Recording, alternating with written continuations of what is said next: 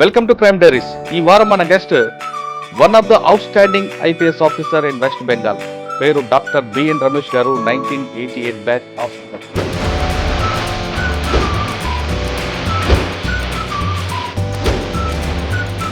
Police uniform వేయడం వెనక ఉన్న ఉద్దేశం. నేను సివిల్ చదవడానికి కారణం ఏంటంటే, ఒకటి దానికి కారణం ఒక దేవుడు ఇచ్చినటువంటి ఒక మెసేజ్. నాకు సార్ ఫస్ట్ పోస్టింగ్ ఇక్కడ west Bengal sub divisional police ఆఫీసర్గా నేను వంగాం అని పెట్రోపోల్ బంగ్లాదేశ్ బార్డర్లో చేశానండి. అక్కడ ఏముంది సార్ ఛాలెంజ్ మీకు వల్ల కానీ? అక్కడ విపరీతమైనటువంటి స్మగ్లింగ్ జరిగేదండి. ఈ రోజున మనం నాకు ఒక జాబ్ కాదండి, ఒక మిషన్ అది. నాకు ఐఏఎస్ రాడితే నేను ఏ రోజు బాధపడలేదు.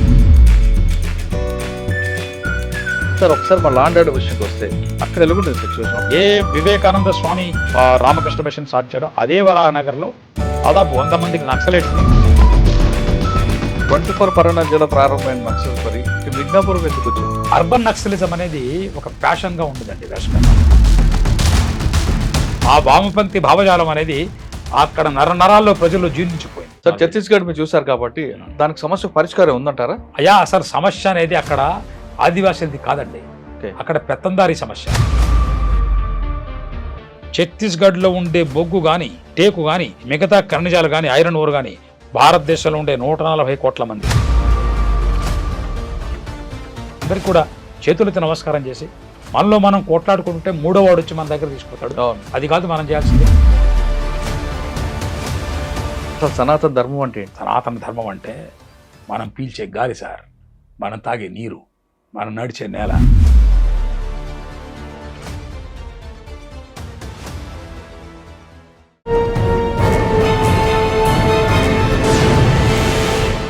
Welcome to crime diaries. ఈ వారం మన guest one of the out standing IPS officer in west Bengal. పేరు డాక్టర్ బిఎన్ రమేష్ గారు. 1988 batch officer, DGP west Bengal. ఆయన డిపార్ట్మెంట్లకు వచ్చిన తర్వాత అప్పుడున్న క్రైమ్ ఎలా కంట్రోల్ చేశారు, ప్రస్తుతం సవాళ్ళు ఏ విధంగా ఉంటున్నాయి, పోలీసులకి ప్రజలకి మధ్యన గ్యాప్ ఉందా తగ్గిందా అనే విషయాలతో పాటు ఆయన నిత్య విద్యార్థి. ఆయన డిపార్ట్మెంట్లో చేరిన దగ్గర నుండి రిటైర్ అయిన తర్వాత కూడా ఇంకా చదువుతూనే ఉన్నారు. దానికి కారణం ఏంటి? సనాతన ధర్మం మీద ఆయన కృషి చేస్తున్నారు. దానివల్ల ప్రజలకు ఎలాంటి లాభం ఉంటుంది, సనాతన ధర్మం పాటిస్తే ప్రజలు ఎలాంటి మేలు కోరుకుంటారు, పాటించకపోతే జరిగే అనార్థాలు ఏ విధంగా ఉంటాయి తో పాటు అతను రిటైర్ అయిన తర్వాత ఎక్కడో కాలక్షేమం చేయకుండా ఔరంగాబాద్లో ఒక యూనివర్సిటీలో డీన్గా పనిచేసుకొని చంద్రశేఖర్ ఆజాద్ అనే ఒక సంస్థను ఏర్పాటు చేసి అందులో చాలామంది విద్యార్థులకు అవకాశం కల్పిస్తూ చేస్తున్నారు. అసలు ఆయన లక్ష్యం ఏంటనే విషయాల్ని సార్ నాటి తెలుసుకుందాం. సార్ నమస్తే అండి. నమస్కారం. నమస్తే. డాక్టర్ బిఎన్ రమేష్ గారు, retired DGP west Bengal. Sir Bengal tiger, royal Bengal tiger. సాధారణంగా బెంగాల్ అనగానే ఒకప్పుడు మావోయిస్ట్ ప్రభావిత ప్రాంతాలు, అక్కడున్న భావజాలం, దాని తగ్గట్టు పనిచేయడం, వాటితో అప్పుడు ప్రస్తుతం పరిస్థితులు చూస్తుంటే రకరకాల షేడ్స్ కనిపిస్తుంటాయి. అంటే పొలిటికల్ ఇంటర్ఫిరెన్స్ లేకపోయినా దాని కలర్ మాత్రం అక్కడక్కడ మీకు కనిపిస్తుంటుంది బెంగాల్లో. అంటే మిగతా స్టేట్లో కంపేర్ చేసుకుంటే వెస్ట్ బెంగాల్ బెటర్ అంటారు పొలిటికల్ ఇంటర్ఫిరెన్స్. మీరు బెంగాల్ వెళ్ళేసరికి అక్కడున్న ఛాలెంజ్ ఎలాగుండేవి, మీరు ఎలా ఫేస్ చేసుకొచ్చారు, తర్వాత రిటైర్ అయ్యే సమయానికి, అంటే అప్పుడున్న సిచ్యువేషన్కి రిటైర్ అయ్యే సమయానికి బెంగాల్లో ఉన్న ప్రజల్లో కానీ, ఆఫీసర్లో కానీ, గవర్నమెంట్లో కానీ ఏం చేంజెస్ వచ్చాయా, లేదా అలాగే ఎక్కడ వేసిన గొంగుల్లాగా ఉందా? అంటే ముఖ్యంగా చెప్పాలంటే కమ్యూనిజం విషయంలో పుట్టింది అక్కడే కాబట్టి మీ రిటైర్ సమయానికి దానికి ఏమైనా పులి స్టాప్ పడిందా లేదా? ఒకటి. రెండు, రెగ్యులర్గా మీరు చదవడం, డాక్టరేట్ తింపడం, దాని వెనక ఏదైనా ఉద్దేశం ఉందా? మూడో విషయం తీసుకుంటే నేను కింద చెప్తున్నట్టుగా సనాతన ధర్మం మీద ఎక్కువ మీరు కృషి చేస్తున్నారు, దానివల్ల ఉపయోగం ఏంటి, చంద్రశేఖర్ ఆజాద్ యొక్క లక్ష్యం ఏంటి? ఈ 4 ప్రశ్నలకు సమాధానం చెప్పే ముందు డాక్టర్ బిఎన్ రమేష్ గారి కుటుంబ నేపథ్యం, పోలీసు యూనిఫామ్ వేయడం వెనక ఉన్న ఉద్దేశం ఏంటి? అయ్యా, మీకు మీ ప్రేక్షక దేవుళ్ళందరికీ కూడా నా హృదయపూర్వక శుభాకాంక్షలు. మరియు ఈ పవిత్రమైనటువంటి సమయంలో, ముఖ్యంగా ఈ దుర్గోత్సవంలో తర్వాత ఈ రోజున కలుస్తున్నాం మనం. మీరు నాకు అవకాశం ఇచ్చినందుకు మీకు అండ్ మరియు మీ యొక్క అసంఖ్యాకు కోట్ల సంఖ్యలో, వేల సంఖ్య, లక్షల సంఖ్యలో ఉన్నటువంటి మీ ప్రేక్షకులందరికీ నా హృదయపూర్వక నమస్కారాలు. మరియు దీపావళి ముందే వాళ్ళందరికీ కూడా దీపావళి శుభాకాంక్షలు.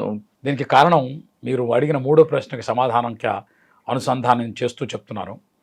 దీపావళి, దసరా లేదా దీపావళి, విజయదశమి అనే దానికి ముందున్నటువంటి వినాయక చవితి, ఇలా మనం పండగల యొక్క మూల ఉద్దేశం ఏంటంటే మనుష్యుల్లో మానవత్వాన్ని, మంచితనాన్ని, ధర్మాన్ని, న్యాయాన్ని కాపాడడం కోసం కృషి చేయడం అన్న ఒక ఇంగిత జ్ఞానాన్ని నిత్యం స్మరిస్తూ ఉండడం. దానికోసం ఎవరన్నా మర్చిపోతారన్న ఉద్దేశంతో మర్చిపోయే సమయానికి మళ్ళీ ఒక పండగ వచ్చి అరే నేను ఉన్నావురా, అరే నేనున్నాను రా అని గుర్తు చేయడం, అందరూ కలుసుకోవడం.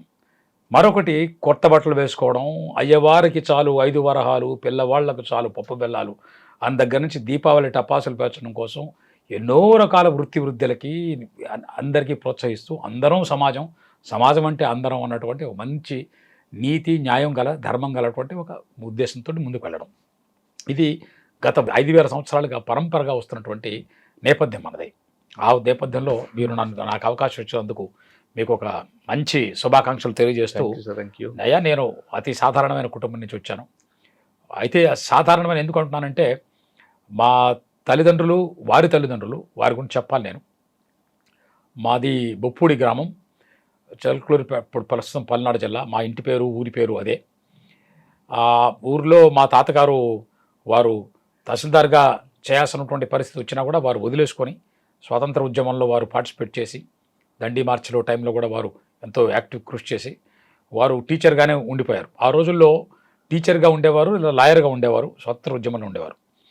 సో ఆ రకంగా వారు ఉండి వారికి మా నాన్నగారు వారికి 4వ సంతానం.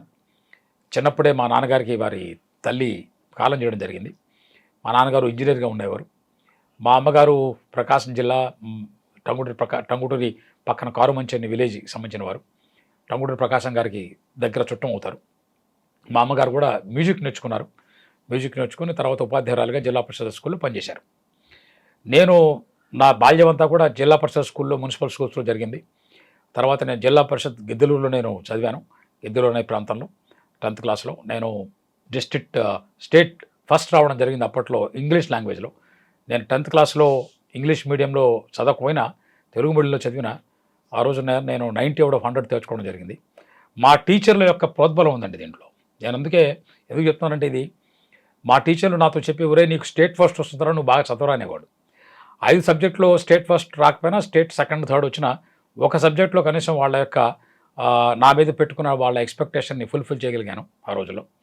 కానీ ఇంగ్లీష్ లాంగ్వేజ్ అన్నటువంటి ఆ పటిష్టం అనేది 1977లో నేను ఎగ్జామ్ రాశానండి. 1987లో నేను సివిల్ సర్వీస్ రాశాను. మీకు చెప్పాలి ఇది, ఎందుకని చెప్తున్నాను. ఇది నా స్వోత్కర్ష కాదు, నేను సొంతంగా వాయించుకునే డబ్బా కాదు. ప్రజలకు తెలియజేసిన బాధ్యత ఉంది కాబట్టి తెలియజేస్తున్నాను. 1987లో నేను సివిల్ సర్వీస్ రాసినప్పుడు రాయాలని ఎందుకు అనిపించిందండి? పొలిటికల్ సైన్స్ అన్న సబ్జెక్ట్ తీసుకొని నేను 90 out of 100 ఇంగ్లీష్ లాంగ్వేజ్లో తెచ్చుకున్న నేను పొలిటికల్ సైన్స్లో ఆల్ ఇండియా ఫస్ట్ వచ్చాను. Even though I am N engineer. దీనివల్ల నాకు నేను తెలుసుకున్నటువంటి జ్ఞానం ఏంటంటే, మీకు సరైనటువంటి అవగాహన ఉన్న సబ్జెక్టులో కనుక మీరు నిష్ణాతులు అవ్వాలనుకుంటే, మీకు భగవంతుడు ఇచ్చినటువంటి దాన్ని మీరు గుర్తిస్తే, మీకు భగవంతుడు అన్ని రకాల సిగ్నల్స్ ఇస్తాడు. ఆ సిగ్నల్ నాకు 77లోనే వచ్చింది. అది మళ్ళీ 87లో రిపీట్ అయింది. ఇప్పటికే రిపీట్ అవుతున్నది. అంటే సోషల్ సైన్స్, జనరల్ సైన్స్కి ఎలాంటి రకమైనటువంటి భేదం లేదు. నాలెడ్జ్ అంతా ఒక్కటే అన్న గొప్ప ఆర్యోక్తి, వేదోక్తి, పూర్ణమిదం పూర్ణస్య పూర్ణమాదిచ్యుతి అన్నటువంటి ఆ యొక్క సూత్రంలో ఉన్నటువంటి ఇమిడి ఉన్నటువంటి ఆ ఉపనిషత్ సూత్రంలో ఆ సత్యాన్ని నా జీవితంలో నేను తెలుసుకోగలిగాను. అంటే నాకు 14 ఏళ్ళండి వయసు. మా తండ్రి గారు నా వయసు 1963 అయితే జూలై 20, వారు జూలై 15, 1962లో చేర్చారు నన్ను. అఫ్కోర్స్ ఆ రోజుల్లో అప్పుడు జరిగేది. అందుకని నేను 59 ఏళ్ళకి నేను రిటైర్ అవ్వడం జరిగింది.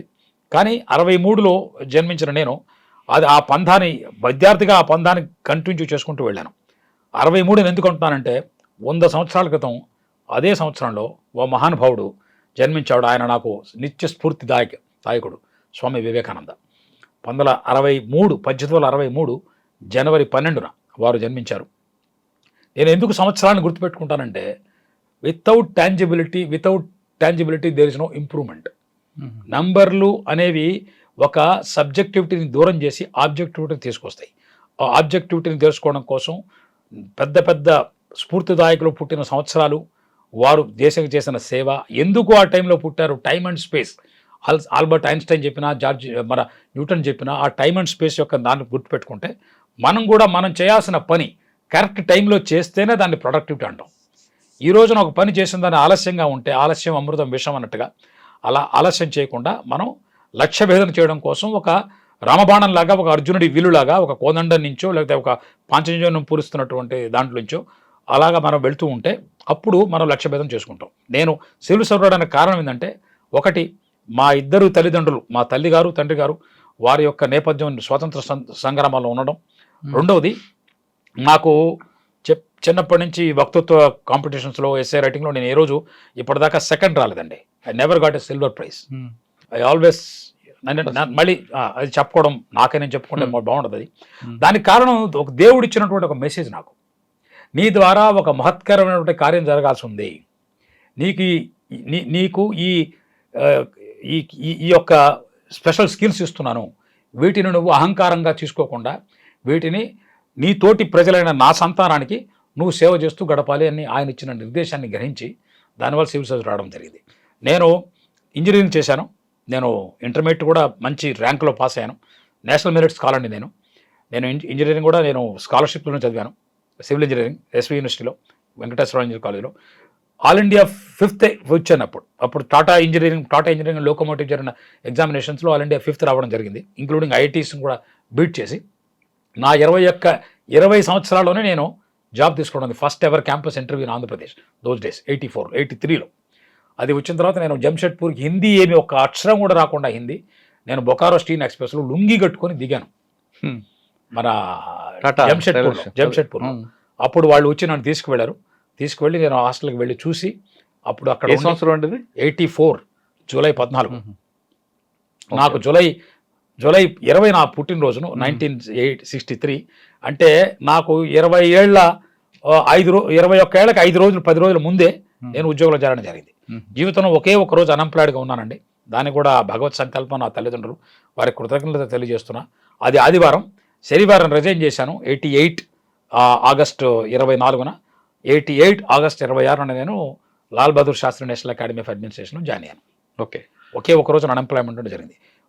ఎక్కువ రోజు కూడా కోచింగ్ తీసుకోకుండా అక్కడ కేవలం ఒక దేశానికి సేవ చేయడం అన్నటువంటి ఓ మహోత్కృష్టమైన ఉద్దేశంతో మాత్రమే కోచింగ్ తీసుకోకుండా నేను పనిచేస్తూ షాప్ ఫ్లోర్లో పనిచేస్తూ ఎక్స్పీరియన్స్ అనేది ఒక ఐఏఎస్ ఐపీఎస్ ఆఫీసర్గా 4.5 ఏళ్ళు ముందే ఒక ఎక్స్పీరియన్స్ వచ్చి షాప్ ఫ్లోర్లో ఇండస్ట్రియల్ డిస్ప్యూట్స్ అన్నీ చేసుకోవడం వల్ల నేను బెంగాల్కి వెళ్ళినా లేదా వర్స్ట్ పాసిబుల్ ఏ స్టేట్కి వెళ్ళినా కూడా నేను చాలా బాగా చేయగలనన్న నా ఆత్మస్థైర్యం, నమ్మకం నాకు ఆ భగవంతుడు ఏర్పాటు చేయడం వల్ల ఎన్నో రకాల కుతంత్రాలకి, ఎన్నో రకాల రాజతంత్రాలకి, రాజకీయ తంత్రాలకి ఎప్పుడు లోబడకుండా స్ట్రైట్గా నడవగలిగాను ఈ రోజు కూడా. సార్, మీరు అకాడమిక్ ట్రైనింగ్ అయిన తర్వాత మీ క్యాడర్ అలాట్మెంట్లో వెస్ట్ బెంగాల్ వచ్చింది. అవునండి. ఓకే, వచ్చిందా ఫస్ట్ పోస్టింగ్ ఎక్కడండి? ఆ రోజుల్లో మాకు ఒకటే చాయిస్ ఉండేది, ఏదో హోమ్ స్టేటా నాదా కాదా. సో ఇక్కడ ఆంధ్రప్రదేశ్లో ఒకే ఒక పోస్టింగ్ ఉండేది. మా మిత్రుడు వారు ఐఏఎస్ని వదులుకొని ఇక్కడికి వచ్చారు, శ్రీ డాక్టర్ జె పూర్ణచంద్రరావు గారు. ఓకే, వారు ఇక్కడికి ఐఏఎస్ వదులుకొని వారు వచ్చారు. కాబట్టి మాకు ఆంధ్రప్రదేశ్ ఛాన్స్ లేదు, మాది రోస్టర్లో వచ్చేది. ఆ రోస్టర్లో నాకు వెస్ట్ బెంగాల్ వచ్చింది. 7 మందికి మాకు వెస్ట్ బెంగాల్ కార్డర్ వచ్చింది. వెస్ట్ బెంగాల్ కార్డర్ రాగానే చాలా మంది మా మీద, ఆ రోజుల్లో వెస్ట్ బెంగాల్ కార్డర్ అంటే ఇది వర్స్ట్ కార్డర్, ఇప్పటికి కూడా అదే అనుకోండి. చాలా మంది మా మీద చాలా ఒక రకమైనటువంటి, అది ఏమంటారంటే ఎవరన్నా చనిపోతే వాళ్ళకి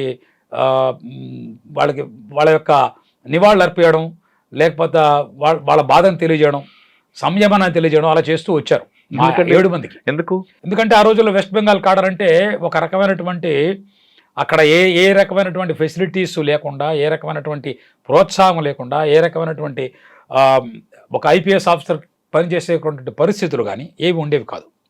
ఒక ఐపీఎస్ ఆఫీసర్ కానీ, ఒక ఐఏఎస్ ఆఫీసర్ కానీ వారికి ఇచ్చిన ట్రైనింగ్ని, వారు నేర్చుకున్న విద్యని, వారికి ఉన్నటువంటి ఆ ఎనర్జీని సరైన పద్ధతిలో ఉపయోగించుకొని ప్రజలకు సేవ చేయాలన్నటువంటి ఒక మహోత్కృష్టమైన ఉద్దేశం, అది పరిపూర్ణం కాలేకపోతే వారు పడే బాధ వర్ణనాతీతం అండి. నేను ఎప్పుడు చెప్తుంటాను, ఎ job well done is one thing, a job well happily done is the best thing. Otherwise job becomes not job becomes a imprisonment.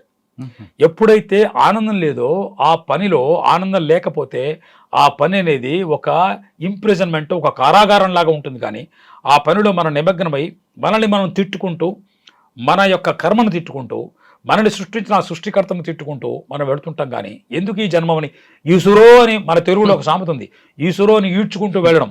అలాంటి లైఫ్ ఉంటుంది. కానీ వాడు ఐఏఎస్ అయినా ఐపీఎస్ అయినా లేదా నా తోటి రిక్షా కార్మికుడైనా ఆ ఈసురోమని ఈడ్చుకుంటే వెళ్ళే ఆ జీవితం పరమ దుర్భరమైన జీవితం అండి. అలాంటి పరిస్థితులు ఆ రోజు ఉన్నాయి, ఇప్పటికీ ఉన్నాయి కొన్ని కార్డర్స్లో. దానికి కారణం కూడా చెప్తానండి.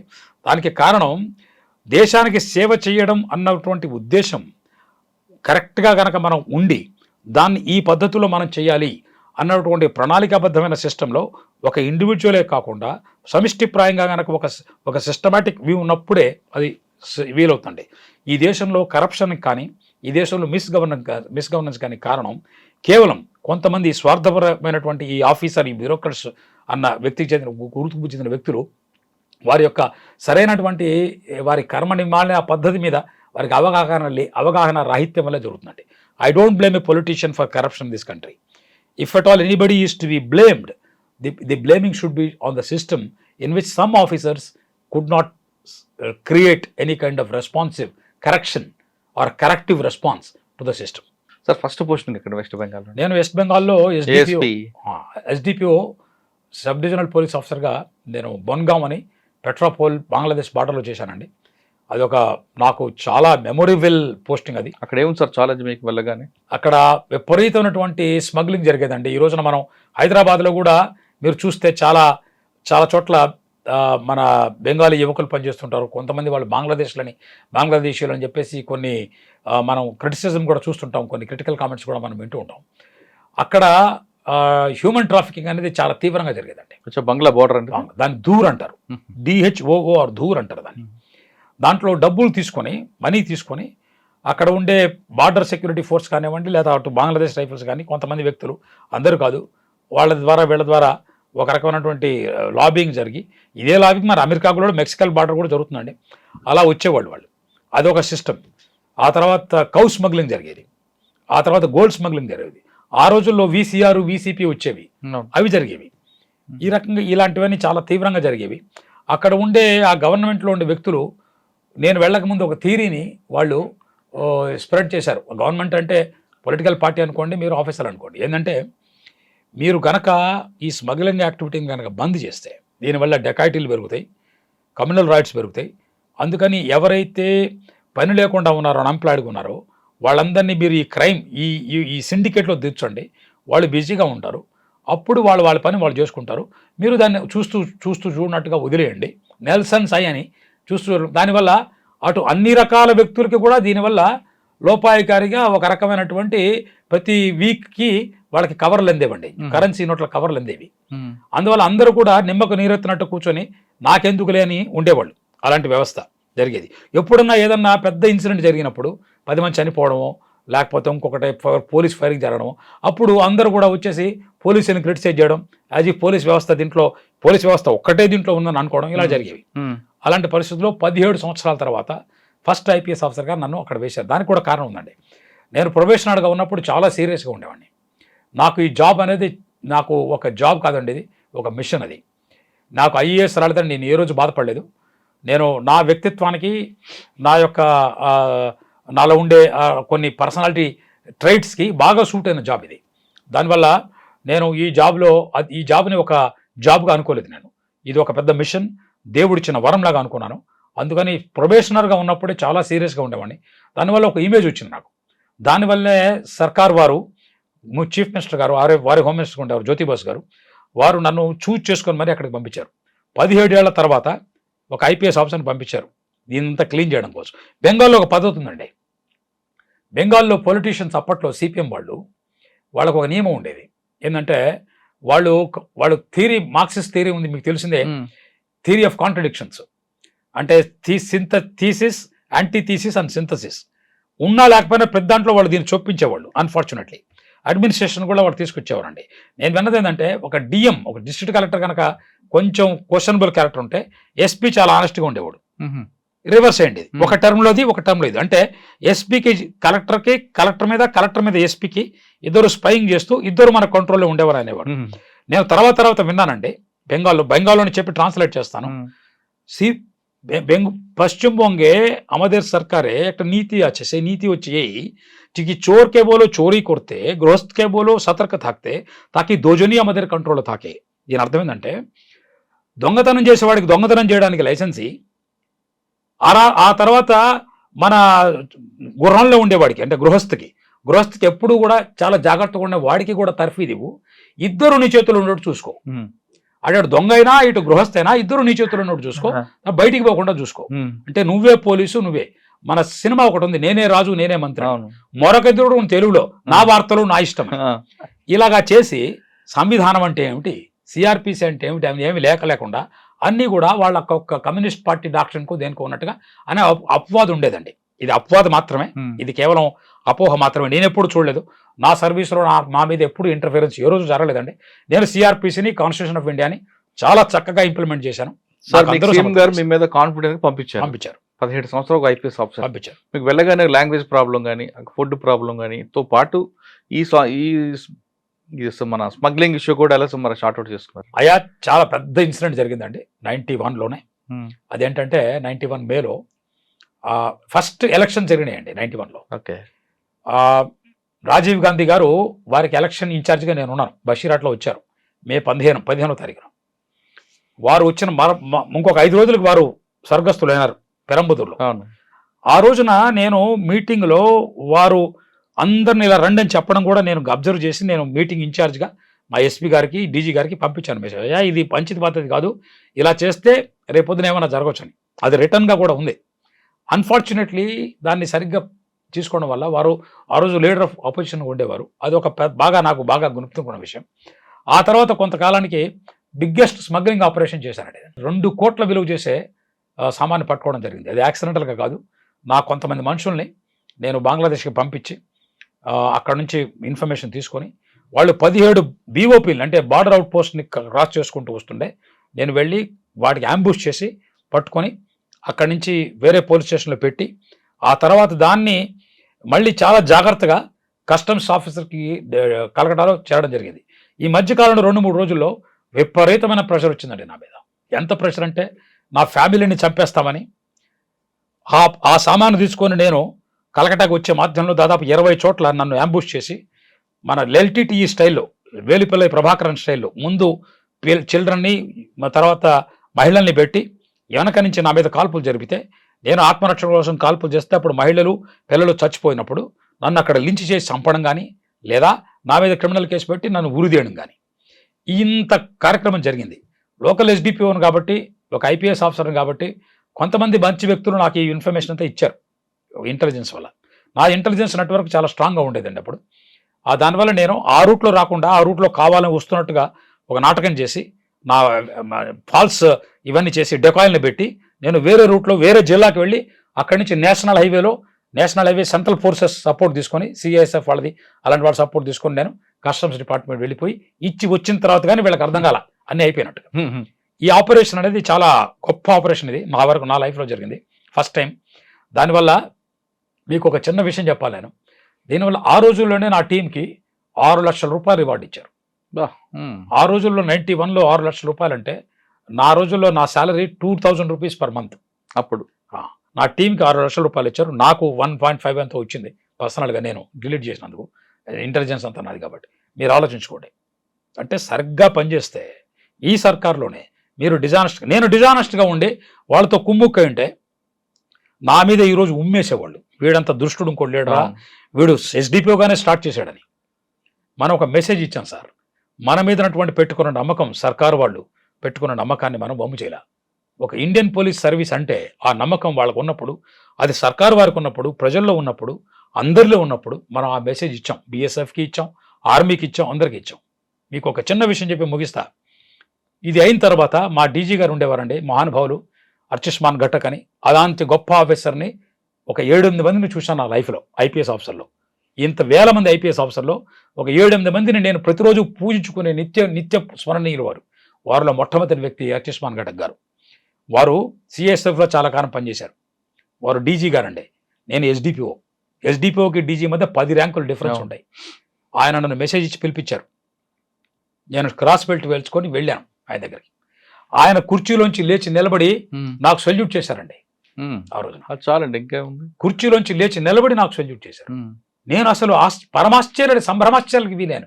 నేనేముంది అతి మామూలు అతి సాధారణ ఎస్డిపి, ఆయన కింద 250 మంది ఐపీఎస్ ఆఫీసర్లు, నేను అత్యంత నిమ్న స్థలంలో ఉన్న వ్యక్తిని, చిన్న వ్యక్తిని, నిన్నగాక మొన్న సర్వీస్లో వచ్చినాను, చిన్న కుర్రాన్ని, ఒక రకం అత్తే చలి చేయమని అనుకోండి ఆయన ముందు. అలాంటి వ్యక్తి నాకు లేచి నిలబడి సెల్యూట్ చేశారు, నన్ను పీల్చి కూర్చోబెట్టి చాలా బాగా చెప్పారు, నాకు ఒక డివో లెటర్ కూడా ఇచ్చారు, ఇంత బాగా చేసామని.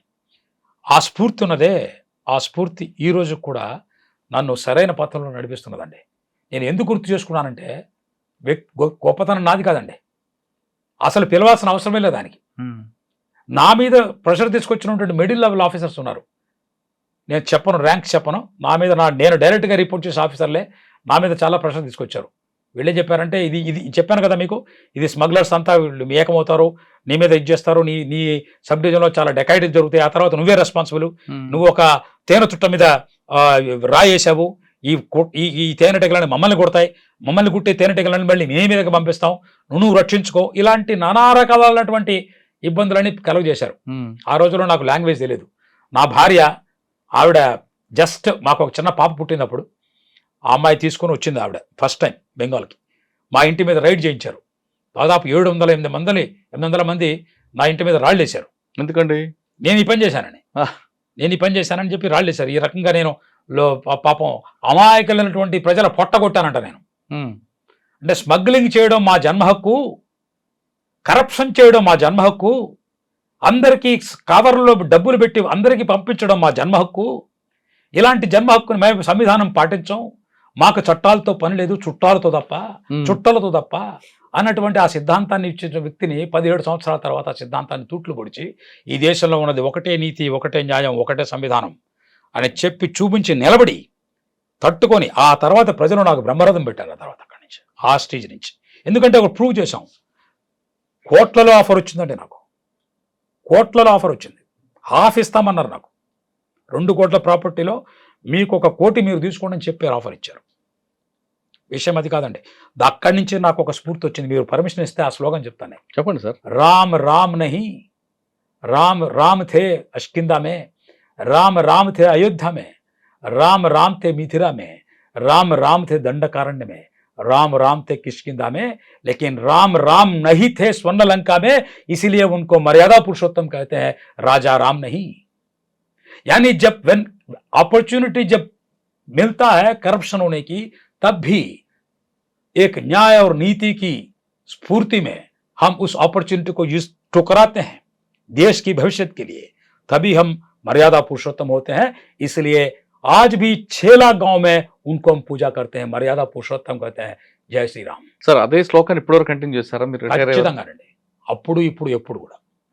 అయితే నిగర్వంగా చేస్తున్నాను, నాకు నేనేదో అయ్యా ఆనెస్టీ ఇంటిగ్రిటీ అనేవి పెట్టు భూషణాలు కాదండి, అవి కిరీటాలు కాదు, అవి మీరు పీల్చే గాలి. ఆ గాలి కనుక మీకు కలుషం అయిపోతే మీరే ఎఫెక్ట్ అవుతారు. కానీ మీ డిపార్ట్మెంట్లో మీరు తీసుకున్న లైన్ బాగుంది, దానికి కంటిన్యూ అవుతారు. కానీ మీ డిపార్ట్మెంట్లో మరిగా సుపీరియర్స్ కావచ్చు, సబార్డినేట్స్ కావచ్చు, ఈయన ఒక్కడైనా పెద్ద నీతిమంతుడు అని ఒక స్లోగన్ ఇచ్చి మిమ్మల్ని ఇబ్బంది పెట్టాలని చూస్తుంటారు. కానీ అటువంటి లేదు, చాలా సార్లు జరిగాయండి అవి. కాకపోతే మీకు నేను చెప్పదగినదంటే, మన కాంపిటెన్స్ అనేది మనకి ఎప్పుడు కనుక ఉంటే, మనతో పాటు మన సంసిద్ధత, మన యొక్క కర్మ నైపుణ్యత, మన స్కిల్ సెట్, మన ఆనెస్టీ, మన అలర్ట్నెస్ కనుక ఉంటే ఇలాంటి బాధలన్నీ వస్తాయండి. రాముడికే తప్పలేదు, చాణక్యుడికి తప్పలేదు, కృష్ణుడికి తప్పలేదు. ఇవి ఎప్పుడు జరుగుతుంటాయి? మహాభారతాలు, రామాయణాలు ప్రతినిత్యం మన జీవితంలో జరుగుతుంది. కానీ ఆ కృష్ణుడు, ఆ రాముడు రాముడు చూపించాడు, కృష్ణుడు నడిపించి చూపించాడు. నేను చెప్తున్నాను మీకు, రాముడు నడిచి చూపించాడు, కృష్ణుడు నడిపించి చూపించాడు. ఆ శివుడు అక్కడ ఉన్నాడు, ఇక్కడ ఉన్నాడు. ఈ ముగ్గురు యొక్క శివరామకృష్ణుల యొక్క మహత్యం, ఒక హనుమంతుడో, ఒక సుగ్రీవుడో, ఒక అంగదుడో, వీళ్ళ మహత్యం ప్రతిరోజు మనం చూస్తున్నాం సార్. ఆ స్ఫూర్తి అదే సనాతన ధర్మంలో ఆది శంకరాచార్య చెప్పినటువంటి ఆ స్ఫూర్తి, అహం బ్రహ్మస్మి అన్న ఇది కానివ్వండి, బ్రహ్మసత్యం జగన్మిథ్య అన్న కానివ్వండి, ఈ రెండింటిని అనుసంధానం చేసుకుని నాకు వచ్చిన స్ఫూర్తి అండి. మనం కరెక్ట్ అయిన పదంలో తెలుస్తాం, భగవంతుడు ఉన్నాడు, మనల్ని నడిపిస్తున్నాడు, ఆయన చూసుకుంటాడు. ఇది నాది కాదు, ఆయన ధర్మం, అది నన్ను రక్షించుకోవడం ఆయన బాధ్యత. నేనెవరిని ఆయన బాధ్యత తీసుకోవడానికి, నేను నడవడం నా బాధ్యత. రక్షించడం ఆయన బాధ్యత. కరెక్ట్. అలా వెళ్తున్నానండి ఇప్పటిదాకా. సార్ ఇప్పుడు ఎస్డిఓ తర్వాత మీకు జిల్లా ఎస్పీ ఇచ్చారా? ఎందుకంటే ఇటువంటి కాంప్లికేటెడ్ ఉండే విషయాల్ని లేదా డిప్లొమాట్ గా చాలా మంచి ప్రశ్న వేశారు. అన్నది సాధారణంగా గవర్నమెంట్ ఎవరు కూడా ఫేస్ చేయరు. ఇటువంటి ఆఫీసర్ పెట్టుకుని హెడేక్ ఉంటుంది. చాలా మంచి ప్రశ్న వేశారు. నాకు ఒక భయంకరమైనటువంటి ఇమేజ్ ఉందండి సర్వీస్ లో. మీరు అన్నారే రాయల్ బెంగాల్ టైగర్, ఆ ఇమేజ్ వల్ల ఇప్పటి వరకు నాకు ఎవరు మెమో ఇచ్చిన దుస్సాహసం చేయలే. కానీ జిల్లా ఎస్పీకి ఇచ్చారా? చెప్తున్నా వస్తున్నాను. నాకెవరు మెమో ఇచ్చి నువ్వు ఇట్లా ఉండాలి అట్లా ఉండాలని ఒకే ఒక మనిషి చేశాడు దుస్సాహసం. అతను చరిత్రహీనుడైపోయి తన వల్ల తానే వెళ్ళిపోయాడు. అది నేను చేసిందా ఇంకోటి చేసిందా అని చెప్పాల్సిన అవసరం లేదు, మీకు తెలుసు. అది ఆత్మస్థైర్యం ఆత్మవిశ్వాసం ఉన్న వ్యక్తి ఏ రోజు కూడా అబద్ధంతోనో లేకపోతే అవినీతితోనో కాంప్రమైజ్ కాడండి. అది నాకు చేసుకున్న నిర్ణయం. నా నీతి నా న్యాయం అనేది నేను పెట్టుకున్నటువంటి నియమాలు అవి. అది నేను ప్రజల కోసమో ఇంకొకరు నాకు భూషణాలు ఇచ్చి సత్కరిస్తానో చేయలేదు. నేను చేసుకున్నది ఇది. రేపొద్దున నేను పొద్దున పూట లేచి పళ్ళు తవ్వుకునేటప్పుడు నా మొహం నేను ఫస్ట్ టైం చూసుకుంటాను. అప్పుడు నా మీద నేను ఉమ్మి వేసుకోకుండా ఉండడం కోసం నేను పెట్టుకున్న నియమం సార్. ఈ రోజు వరకు కూడా ఈ 61 సంవత్సరాల్లో ఈ రోజు వరకు కూడా ఏ రోజు ఆ పరిస్థితి అలా నా మీద నా మొహం మీద చూసుకొని గాండ్రించి ఉమ్మేసే పరిస్థితి. అంటే మీరు మీ యాటిట్యూడ్ ఎక్కడ చేంజ్ లేదండి. కానీ గవర్నమెంట్ ఒక ఎస్పీగా ఇవ్వాలనుకుంటే వస్తున్నా దానికి మీకు చెప్తున్నాను. దీనివల్ల ఏంటంటే గవర్నమెంట్ అనే ఒక గవర్నమెంట్ అని మనం అంటాం, కానీ గవర్నమెంట్ అని ఒక ఇన్స్టిట్యూషన్ ఎప్పుడు లేదు, ఉండదండి. Particular institution. గవర్నమెంట్ అంటే గవర్నమెంట్ నడిపించే వ్యక్తులు, వాళ్ళ యొక్క నైజం. ఆ గవర్నమెంట్లోనే అర్చిష్మాన్ ఘటక లాంటి డీజీ గారు ఉన్నారు. అదే గవర్నమెంట్లో పరమ దుష్మార్గులు పరమ దుష్టులైనటువంటి వాళ్ళు మధ్యలో ఉన్నారు. ఎక్కడ ఉంటారు అప్పుడు ఉన్నారు, ఇప్పుడు ఉన్నారు, ఎప్పుడు ఉంటారు. మనం కరెక్ట్గా ఉండి మనం ఏ రకమైనటువంటి తప్పు చేయకుండా కరెక్ట్గా ఉంటే, నేను దానికోసమే నేను ఒక రాసుకున్నాను హిందీలో, నిర్భూలే హమ్ ఇస్లే నిర్భయ హమ్, నా భూల్ కర్తే హై నా భూల్తే హమ్, I don't forget and I will not do mistake. That's why I have not fearful. One is that. So దానివల్ల నాకు ఎప్పుడు రసగుల్లాలు తినిపించలేదండి. నన్ను ఎన్ని రకాలుగా తొక్కాలో అన్ని రకాలుగా తొక్కారు, తొక్కాలనే ప్రయత్నం చేశారు. ఆ ప్రయత్నాల్లో ఒక్కొక్క కొండకొచ్చో సఫలీకృతులయ్యారు అనుకున్నారు వాళ్ళు, సఫలీకృతమయ్యారని. కొండకొచ్చో సఫలీకృతం కాలేకపోయారు. ఎందుకంటే అరే ఆగ్ लगाने वालों अगर तुम नहीं रहते आग बुझाने हमारा जैसा ఫైర్ ఇంజిన్ को कौन पूछता. ఈ కాంట్రడిక్షన్స్లో ఎవడైతే నాలాంటి వ్యక్తులను సప్రెస్ చేస్తారో వాళ్ళకు ఇంకొక గుణం ఉందండి. పరమ దుర్గులు పరమ దుర్మార్గులు పరమ నికృష్టమైనటువంటి పరమ నికృష్టమైన వెధవుల్ని తీసుకొచ్చి వాళ్ళు పరుషంలో పెడతారు. ఆ వచ్చిన వెధవులు తమ వెధవత్వాన్ని చూపించుకొని ఎన్ని రకాల నాశనం చేయాలో అన్ని రకాల చాలా త్వరగా నాశనం చేస్తారు. అప్పుడు ప్రజల్లో హాహాకారం. ఆ హాహాకారం అయిన తర్వాత మళ్ళీ ఫైర్ ఇంజిన్ లాంటి మాలవాళ్ళని పిలుస్తారు. ఇదే జరిగింది. నాకు బ్రహ్మాండమైన పోస్టింగ్లు వచ్చినాయి. అన్ని కూడా కేవలం మెరిట్ వల్ల టీనా ఫ్యాక్టర్ వచ్చినాయి. There is no alternative. SP north గా చేశాను, ఎస్పీ బర్ధమాన్ గా చేశాను, ఆ తర్వాత ఎస్పీ బాంకుడా కూడా ఒకే ఒక రోజు చేశాను. ఒకే ఒక రోజు చేశాను ఎస్పీ బాంకుడాగా. ఈ 3 జిల్లాలు చాలా బ్రహ్మాండంగా చేశాను, మామూలుగా కాదు.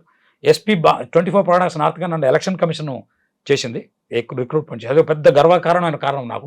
ఎస్పీ బర్ధమాన్ గా నేను హైదరాబాద్ వల్ల ఎస్పీ బర్ధమాన్ గా అయ్యాను. మీరు ప్రశ్న అడగాలి. హైదరాబాద్ కి దానికి లింక్ ఏంటి? చాలా ఉంది లింక్.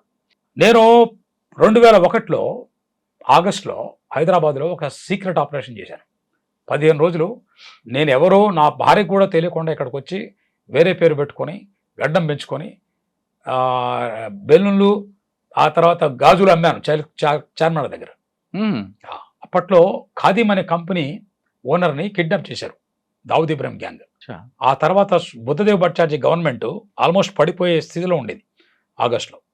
ఆ తర్వాత మహానుభావులు చాలామంది, మీరు కూడా వారి గురించి ఇంతకుముందు చెప్పారు, వారు ఎవరి వల్ల కాల అందరూ వచ్చి హైదరాబాద్ అనేటప్పటికి చేతులు ఎత్తేశారు. ఆ తర్వాత నన్ను పంపించారు, because I belong to Hyderabad. దానికోసం నన్ను పంపించారు అక్కడికి. నేను వచ్చి 10 రోజులు నేను ఏం చేయలేక మళ్ళీ వెనక్కి వెళ్ళాను. మళ్ళీ పంపించాను నన్ను. మళ్ళీ ఈసారి వచ్చి నేను ప్రామిస్ చేసి వచ్చా, ఈసారి చేతి తీరతానని. అప్పట్లో మొహమ్మద్ ఇక్బాల్ గారు ఉండేవారు ఇక్కడ డీసీపీగా. ఆ తర్వాత మన వీరుండేవారు అనురాగ్ శర్మ గారు డిఐజీ ఎస్ఐబిగా ఉండేవారు. ఆ తర్వాత పేర్వారం రాములు గారు డీజీగా ఉండేవారు. వీళ్ళందరి హెల్ప్ తోటి తీసుకొని నేను దాన్ని చేయించడం జరిగింది. గ్యాంగ్ అంతా పట్టుకోవడం జరిగింది. బ్యాంక్ని పట్టుకొని వాళ్ళ దగ్గర నుంచి చాలా డబ్బులు వసూలు చేయడం జరిగింది. తీసుకొని అందరిని అరెస్ట్ చేసి బై ఎయిర్ తీసుకెళ్ళాను. బ్రహ్మరథం పెట్టారండి ఆ రోజు నాకు. నన్ను రిసీవ్ చేసుకోవడం కోసం, ఈ క్రిమినల్స్ అని తీసుకోవడం కోసం మొత్తం డిపార్ట్మెంట్ అంతా వచ్చింది ఆ రోజున. ఆ పక్క రోజున నా పేరు ఊరు మాగిపోయింది మొత్తం అన్ని పేపర్లోనూ. Son of the soil has changed the great crime అని చెప్పారు. తీసుకొచ్చారు. దానివల్ల ఇది రెండోది 2001లో జరిగింది. అంటే ప్రభుత్వం మనం ఇప్పుడున్న చీఫ్ మినిస్టర్ బుద్ధదేవ్ భట్టాచార్య గారు, అప్పుడున్న చీఫ్ మినిస్టర్ జ్యోతిబాసు గారు, ఇప్పుడున్న చీఫ్ మినిస్టర్ బుద్ధదేవ్ భట్టాచార్య గారు, ఇది జరుగుతున్న ధర్మిలాన్ మధ్యలోనే నాకు ఎస్పీ బర్ధమాన్గా పోస్టింగ్ ఇచ్చారు. నేను అక్కడికి వెళ్ళి September 1 జాయిన్ అయ్యాను. అక్కడ స్మగ్లింగ్ జరిగేది, కోల్ స్మగ్లింగ్. దాన్ని విపరీతంగా సర్వనాశనం చేశాను. బుద్ధదేవ్ భట్టాచార్య గారు September 4 లేట్ బుద్ధదేవ్ భట్టాచార్య మొన్న మధ్యన చనిపోయారు. వారు మహాత్ములు, చాలా మంచి వ్యక్తి. ఆయన అత్యంత ఆనెస్ట్ ఉన్నటువంటి one of the best chief ministers. Chief minister అనగానే బెస్ట్ హ్యూమన్ బీయింగ్స్ అని అంటాను నేను. చీఫ్ మినిస్టర్గా వారు కొన్ని తప్పిదాలు జరిగినాయి, నేనెవరినండి ఆయన గురించి అనడానికి, కానీ ఆయన మాత్రం one of the best honest human beings అని నాకు తెలుసు. అది వారికి నాకు ఒక మీటింగ్ జరిగిందండి 4వ తారీఖు September 4 సర్క్యూట్ హౌస్లో. వారు నేను మాత్రమే ఉన్నాం. వారు వెళ్ళిపోయారు. ఇప్పుడు చెప్పడంలో నాకేమీ అభ్యంతరం లేదు. వారికి ఒకటే మాట చెప్పాను, అయ్యా మీరు నా మీద నమ్మకం ఉంచుకొని ఆ రోజున మీ ప్రభుత్వం నా మీద నమ్మకం ఉంచి బొంగాకు పంపించారు. ఆ తర్వాత అడిషనల్ ఎస్పీ బ్యారక్పూర్గా చేశారు. దాన్ని కూడా చాలా బాగా నీట్గా చేసుకుంటూ వచ్చాను. ఇప్పుడు మళ్ళీ ఎస్పీ బర్ధమాన్గా పంపించారు. మీరు నాకు ఒక చిన్న పర్మిషన్ ఇవ్వాలి. మీరు పోలీస్ మినిస్టర్, మీ కింద డీజీ గారు ఉంటారు, మీ మాట వారు వింటారు, వారు మాత్రమే నాతోటి ఇంటరాక్ట్ అవుతారు. మధ్యలో ఈ తాబేదారులు, పవర్ బ్రోకర్లు వీళ్ళు వచ్చే మీ పేర్లు చెప్పుకొని నా మీద ఉంటే నన్ను వెంటనే తీసేయండి సార్. ఈ పవర్ బ్రోకర్లు వీళ్ళకి నాకు అస్సలు పడదండి. నాకు ముగ్గురు పడరు. మాఫియాలు, ముజాహిద్దీను, మావోయిజంలు, ఈ ముగ్గురు నాకు పడరండి. ఈ ముగ్గురు పడకుండా ఉండడం కోసం ఈ ముగ్గురుతో నేను వెమడలేను. అందుకని ఈ ముగ్గురు ఎక్కడొచ్చినా నేనన్న వాళ్ళని సర్వనాశనం చేయడమా లేదా నన్ను మీరు తీసేయండి. నన్ను మాత్రం ఎవరు ఏం చేయలేరంటే నాకు లా తెలుసు. నా మీద ఏదో ఫాల్స్ కేసులు పెట్టి అది చేయడం అది ఇంపాసిబుల్. అది ఎవరు చేయలేరు. ఈ భారతదేశం మీద ఎవరు చేయలేరు అని ఛాలెంజ్ అప్పుడే చెప్పాను. వారు ఏమన్నారండి? ఆయన ఒప్పుకున్నారు. 2.5 సంవత్సరాలు అక్కడ ఏకచక్రాధిపత్యంగా మొత్తం మాఫియానంతా కూడా ఎలిమినేట్ చేశా. ఏ రకంగా స్మగ్లింగ్ని 10 ఏళ్ల క్రితం బొంగాంలో ఎలిమినేట్ చేశాను. 1991 దశకంలో 2001 దశకంలో బర్ధమాన్లో 2001 నుంచి 2003 ఆల్మోస్ట్ ఎండ్ దాకా మొత్తం సర్వనాశనం చేశా. దీని గురించి నేను ఒక డాక్యుమెంట్ సబ్మిట్ చేశా. ఈసీఐఎల్కి నా అనాయంలోనే 2,000 కోట్ల ప్రాఫిట్ వచ్చింది. ఏ రోజు ప్రాఫిట్ ఉంది. సిఐఎస్ఎఫ్ వాళ్ళు రోజుకు 30 ట్రక్కులు పట్టుకుంటే 30 రోజుల్లో ఒక ట్రక్ కూడా పట్టుకోలేకపోయారు. నా మీద క్వశ్చన్ వేశారు, ఏంది ఇది, అస్సలు ఎక్కడ ట్రక్కులే పట్టుకోవట్లేదే, నువ్వు పట్టుకోవట్లా, సిఐఎస్ఎఫ్ వాళ్ళు పట్టుకోవట్లా అని ఒక పరమ దృష్టుడైనటువంటి ఒక ఐజీ, నా మీద ఉండే ఒక ఐజీ క్వశ్చన్ వేశాడు నా మీద అందరి ముందు. నేను కరెక్ట్గా అందరి ముందే ప్రెస్ కాన్ఫరెన్స్ ముందే చెప్పా, అయ్యా రసగుల్లాలు దగ్గర పెట్టి దాని మీద కవర్ కూడా పెట్టకుండా ఈగలకి, ఓ ఈగల్లారా మీకు నమస్కారం, మీరు దగ్గరకు రాబాకండి, తినబాకండి, మేమే తింటాం, మాదే హక్కు, మేమే రసగుల్లాలు తింటాం, పైకి నాటకాలు వేస్తాం, ఓలో నృత్యం చేస్తాం అని అంటే పాపం ఈగలు ఏం చేస్తాయండి? మీరు తింటున్నారు, వాటికి కూడా హక్కు ఉంది కదా. నేనేం చేశాను, రసగుల్లాను తీసి పారేశా. మీకు ఛాలెంజ్ చేస్తున్నా, మీకు చేయండి, మీరు వచ్చి చూడండి.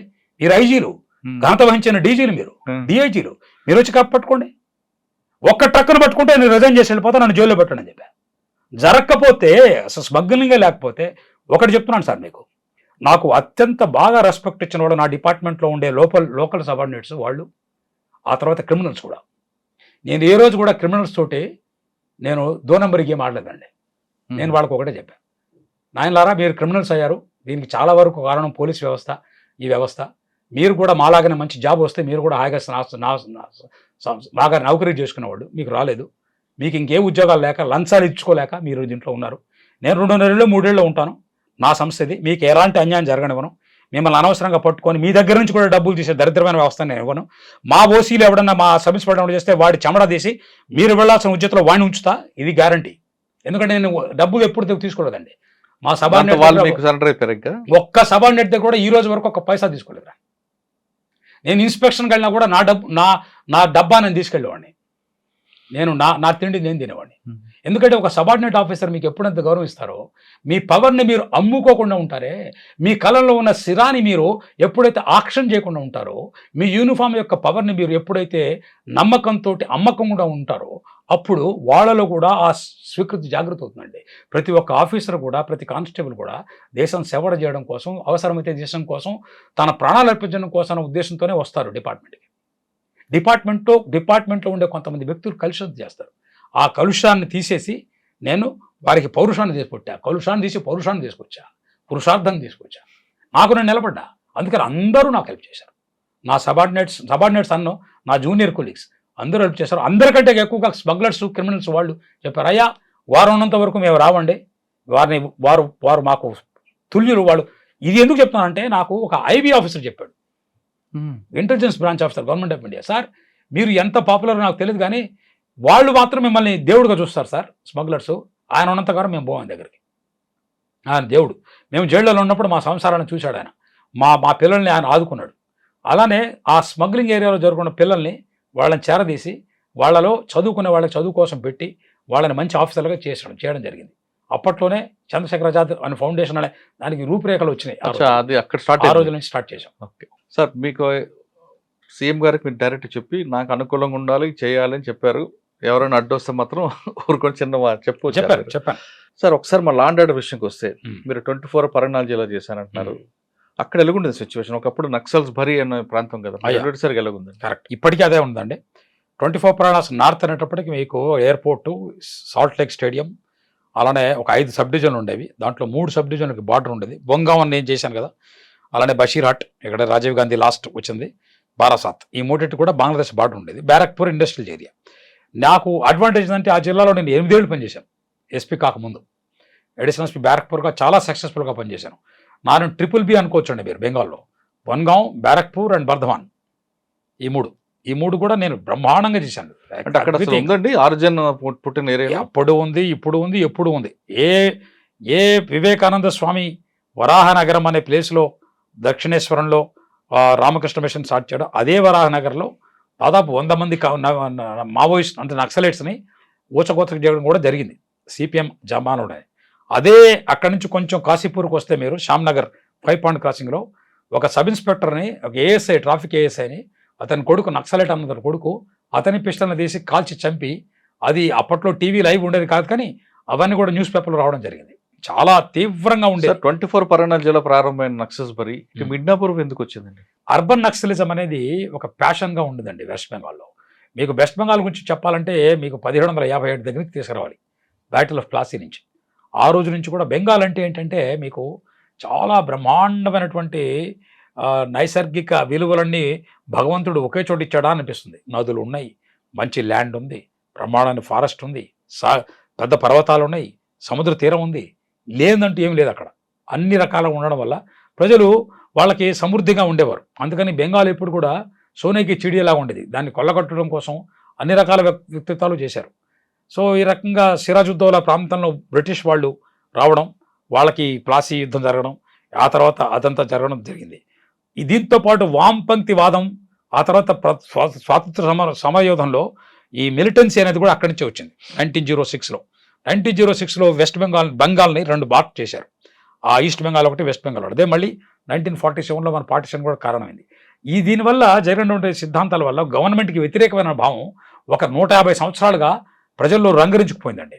అది ఏ గవర్నమెంట్ అయినా కానీ, సిద్ధార్థ శంకరాయ గవర్నమెంట్ అయినా, అంతకుముందు ఉన్నటువంటి డాక్టర్ బీసీ రాయ్ గారి గవర్నమెంట్ అయినా, ఈ రకంగా జరుగుతూ వచ్చింది. అది ఆ వామపంక్తి భావజాలం అనేది అక్కడ నరాల్లో ప్రజల్లో జీర్ణించిపోయింది. అందువల్ల అర్బన్ నక్సలిజం చారు ముజుందార్ అది 1967లో కమ్యూనిస్ట్ పార్టీ డివైడ్ అవడం వల్ల మన జల్పాయిగూడి ఆ ప్రాంతంలో, సిలిగుడి ప్రాంతంలో నక్సల్బారీ అనే విలేజ్ నుంచి రావడం జరిగింది. అది ఒక అర్బన్ ఫినామినన్గా ఉండేది. అది నెమ్మదిగా మన తరిమల నాగిరెడ్డి, చంద్ర పుల్లారెడ్డి గ్రూప్ తోటి కలిసి Andhra Pradesh, Andhra versus Andhra line and Bengal line ఉండేవి. 67లో ఉన్నది, 69లో ఆంధ్ర లైన్కు కలిగింది. అది అప్పుడు మన ఆదిభట్ల కైలాసం వీళ్ళందరూ ఉండేవారు అక్కడ. వాళ్ళ టైంకి వెళ్ళిపోయి వాళ్ళ వల్ల మళ్ళీ ఇది అర్బన్ నక్సలిజం నుంచి ఇది జంగల్ నక్సలిజంగా అయిపోయింది. జంగల్ మహల్ అని అప్పుడు బర్ధమాన్, బీర్భూమ్, జంగల్ మహల్, మన మింద్నాపూర్, అట్లానే బాంకుడా, పురులియా, అలానే అటు సైడ్ బీహార్లో జార్ఖండ్, ఈ ప్రాసలన్నిటి కూడా మూవ్మెంట్ జరిగింది. దీనివల్ల ఏంటంటే తిరుపతి టు పశుపతి అన్న ఒక డాక్ట్రిన్ సిపిఐ మావోయిస్టులు ఏర్పరచుకుంది, పీపుల్స్ వార్ గ్రూప్ 1982లో. అది తిరుపతి టు పశుపతి డాక్ట్రిన్ అనేది మన ఇక్కడి నుంచి మన ఈయన కొండపల్లి సీతారామయ్య గారు ఆయన ఏర్పాటు చేసిన సిద్ధాంతం అనేది దాంట్లో దండకారణ్యం, అబుజుమాడ్ ఇలా వెళుతూ అక్కడ దాకా వెళ్ళిందండి. అది end point west Bengal. Starting point వచ్చేసి మన ఆంధ్ర, మన ఈస్ట్ కనుమలు, వెస్ట్ మనవి మన అరణ్య ప్రాంతాలు. ఈ తిరుపతి టు పశుపతి అనే దాంట్లో వెస్ట్ బెంగాల్ వర్సెస్ ఆంధ్రప్రదేశ్ అనేది ఒక సైద్ధాంతికమైనటువంటి ఇద్దరికి భాగబాటాలు ఉండేవి. ఆ తర్వాత 2 కూడా కంబైన్ జరగడం జరిగింది. 1967 తర్వాత సిద్ధార్థ శంకరాయ్ గారు దీన్ని అణచివేశారు. జలగ వెంకటరావు గారు యూనియన్ హోమ్ మినిస్టర్గా ఉండేవారు స్టేట్ అప్పుడు. వారి హయాంలో దీన్ని కంప్లీట్గా అణచడం జరిగింది 67 తర్వాత. కానీ దాని ఇంపాక్ట్ అనేది 71, 77 దాకా ఉందండి. 77లో సిపిఎం వచ్చింది గవర్నమెంట్. 77 నుంచి 2011 వరకు 34 ఇయర్స్ వాళ్ళు ఉన్నారు.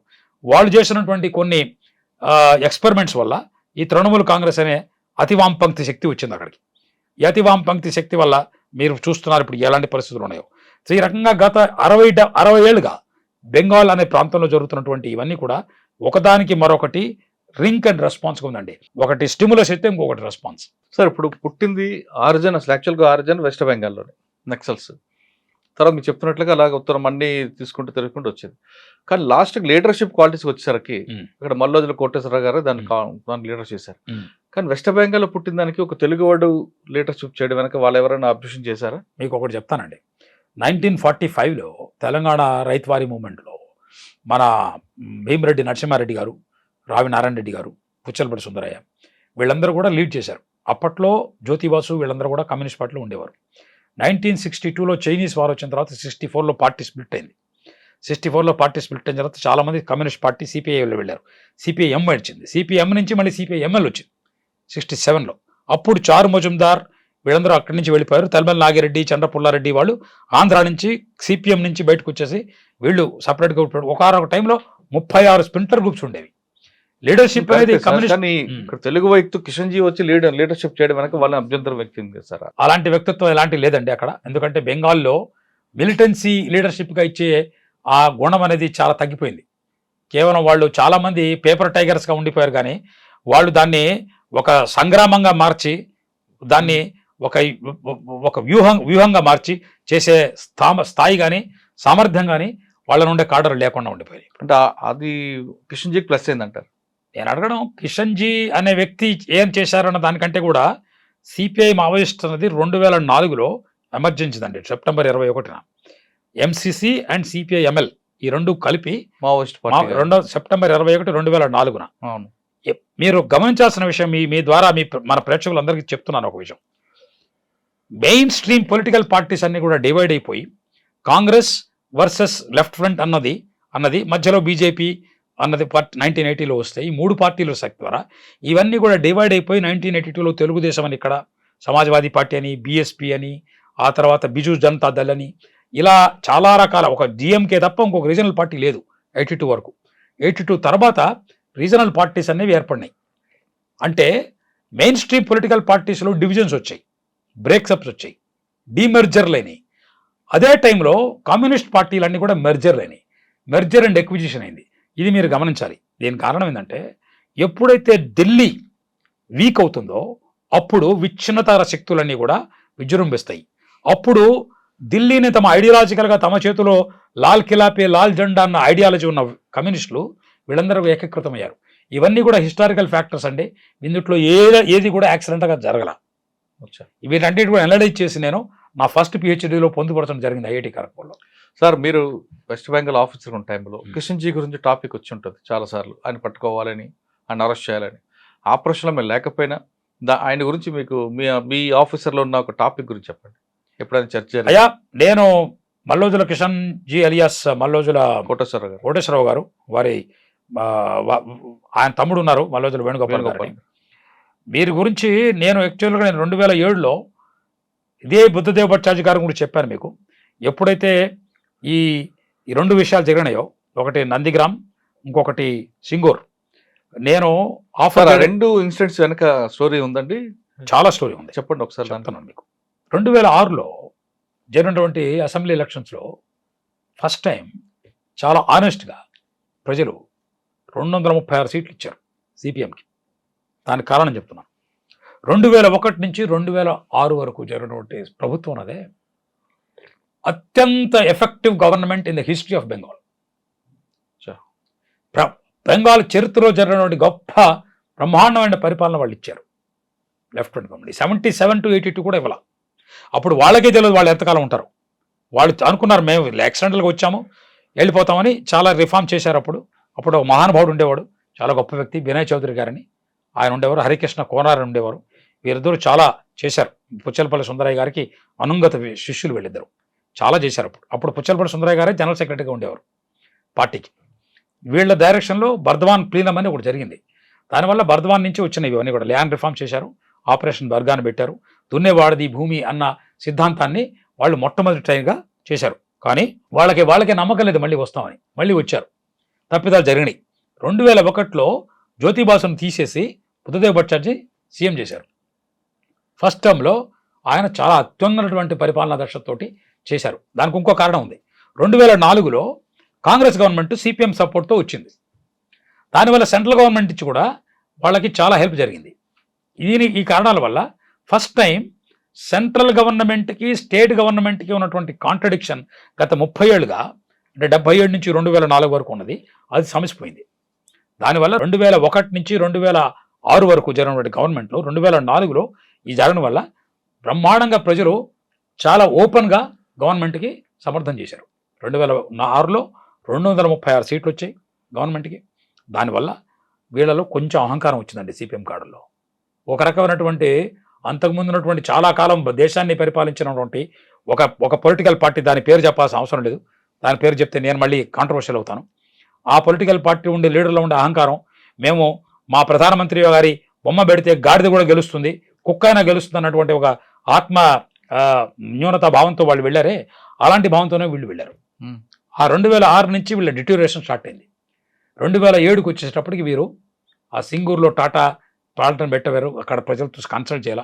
నేను అప్పుడు చెప్పడం జరిగింది, అయ్యా పక్కన మేమారేనే ఉంది, మీ ప్రాంతం అది, సింగూరులో ఎందుకండి, ఒకే ఒక ఎమ్మెల్యే ఉన్నారు, తృణమూల్ కాంగ్రెస్ ఎమ్మెల్యే, ఆయన దగ్గర నుంచి కూడా సీటు తీసుకుంటే మీకు వచ్చేది ఏమి లేదండి, అపోజిషన్ లేకపోతే గవర్నమెంట్ ఉండవండి, ఇది డెమోక్రసీ సార్, ఈ డెమోక్రసీలో గవర్నమెంట్ అపోజిషన్ ఉండాలి సార్, మీ వాళ్ళు ఎప్పుడు మేము గురించి చెప్పరు తప్పని, అపోజిషన్ వాళ్ళు చెప్తారు, వాళ్ళు ఉండాలి సార్, అపోజిషన్ వాళ్ళు ప్రెజర్వర్ లాంటి వాళ్ళు అది బ్లాస్ట్ అయిపోతారు సార్ అని నేను కాలు వేళ్ళు ముట్టుకొని చెప్పాను. నా మాట వినలా. నేను అప్పుడు డిఐజీ జల్పాగూడ రేంజ్గా ఉన్నాను.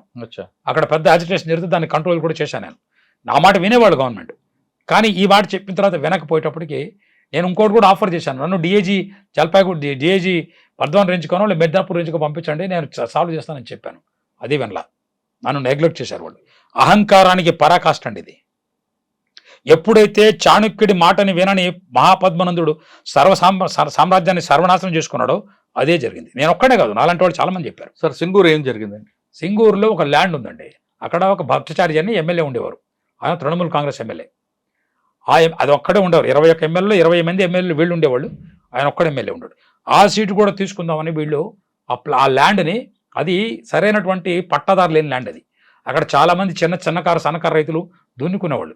ఆ ల్యాండ్ అంతా వీళ్ళు సరిగా కాంపన్సేషన్ ఇవ్వకుండా, ఎందుకంటే కాంపన్సేషన్ ఇవ్వాలంటే మీరు రికార్డు ఉండాలి, రికార్డులో పేరు లేదు, అప్పుడు ఎవరికీ లేదు. అది తీసుకున్నారు జోరు జబర్దస్తి. దానివల్ల యాజిటేషన్ జరిగింది.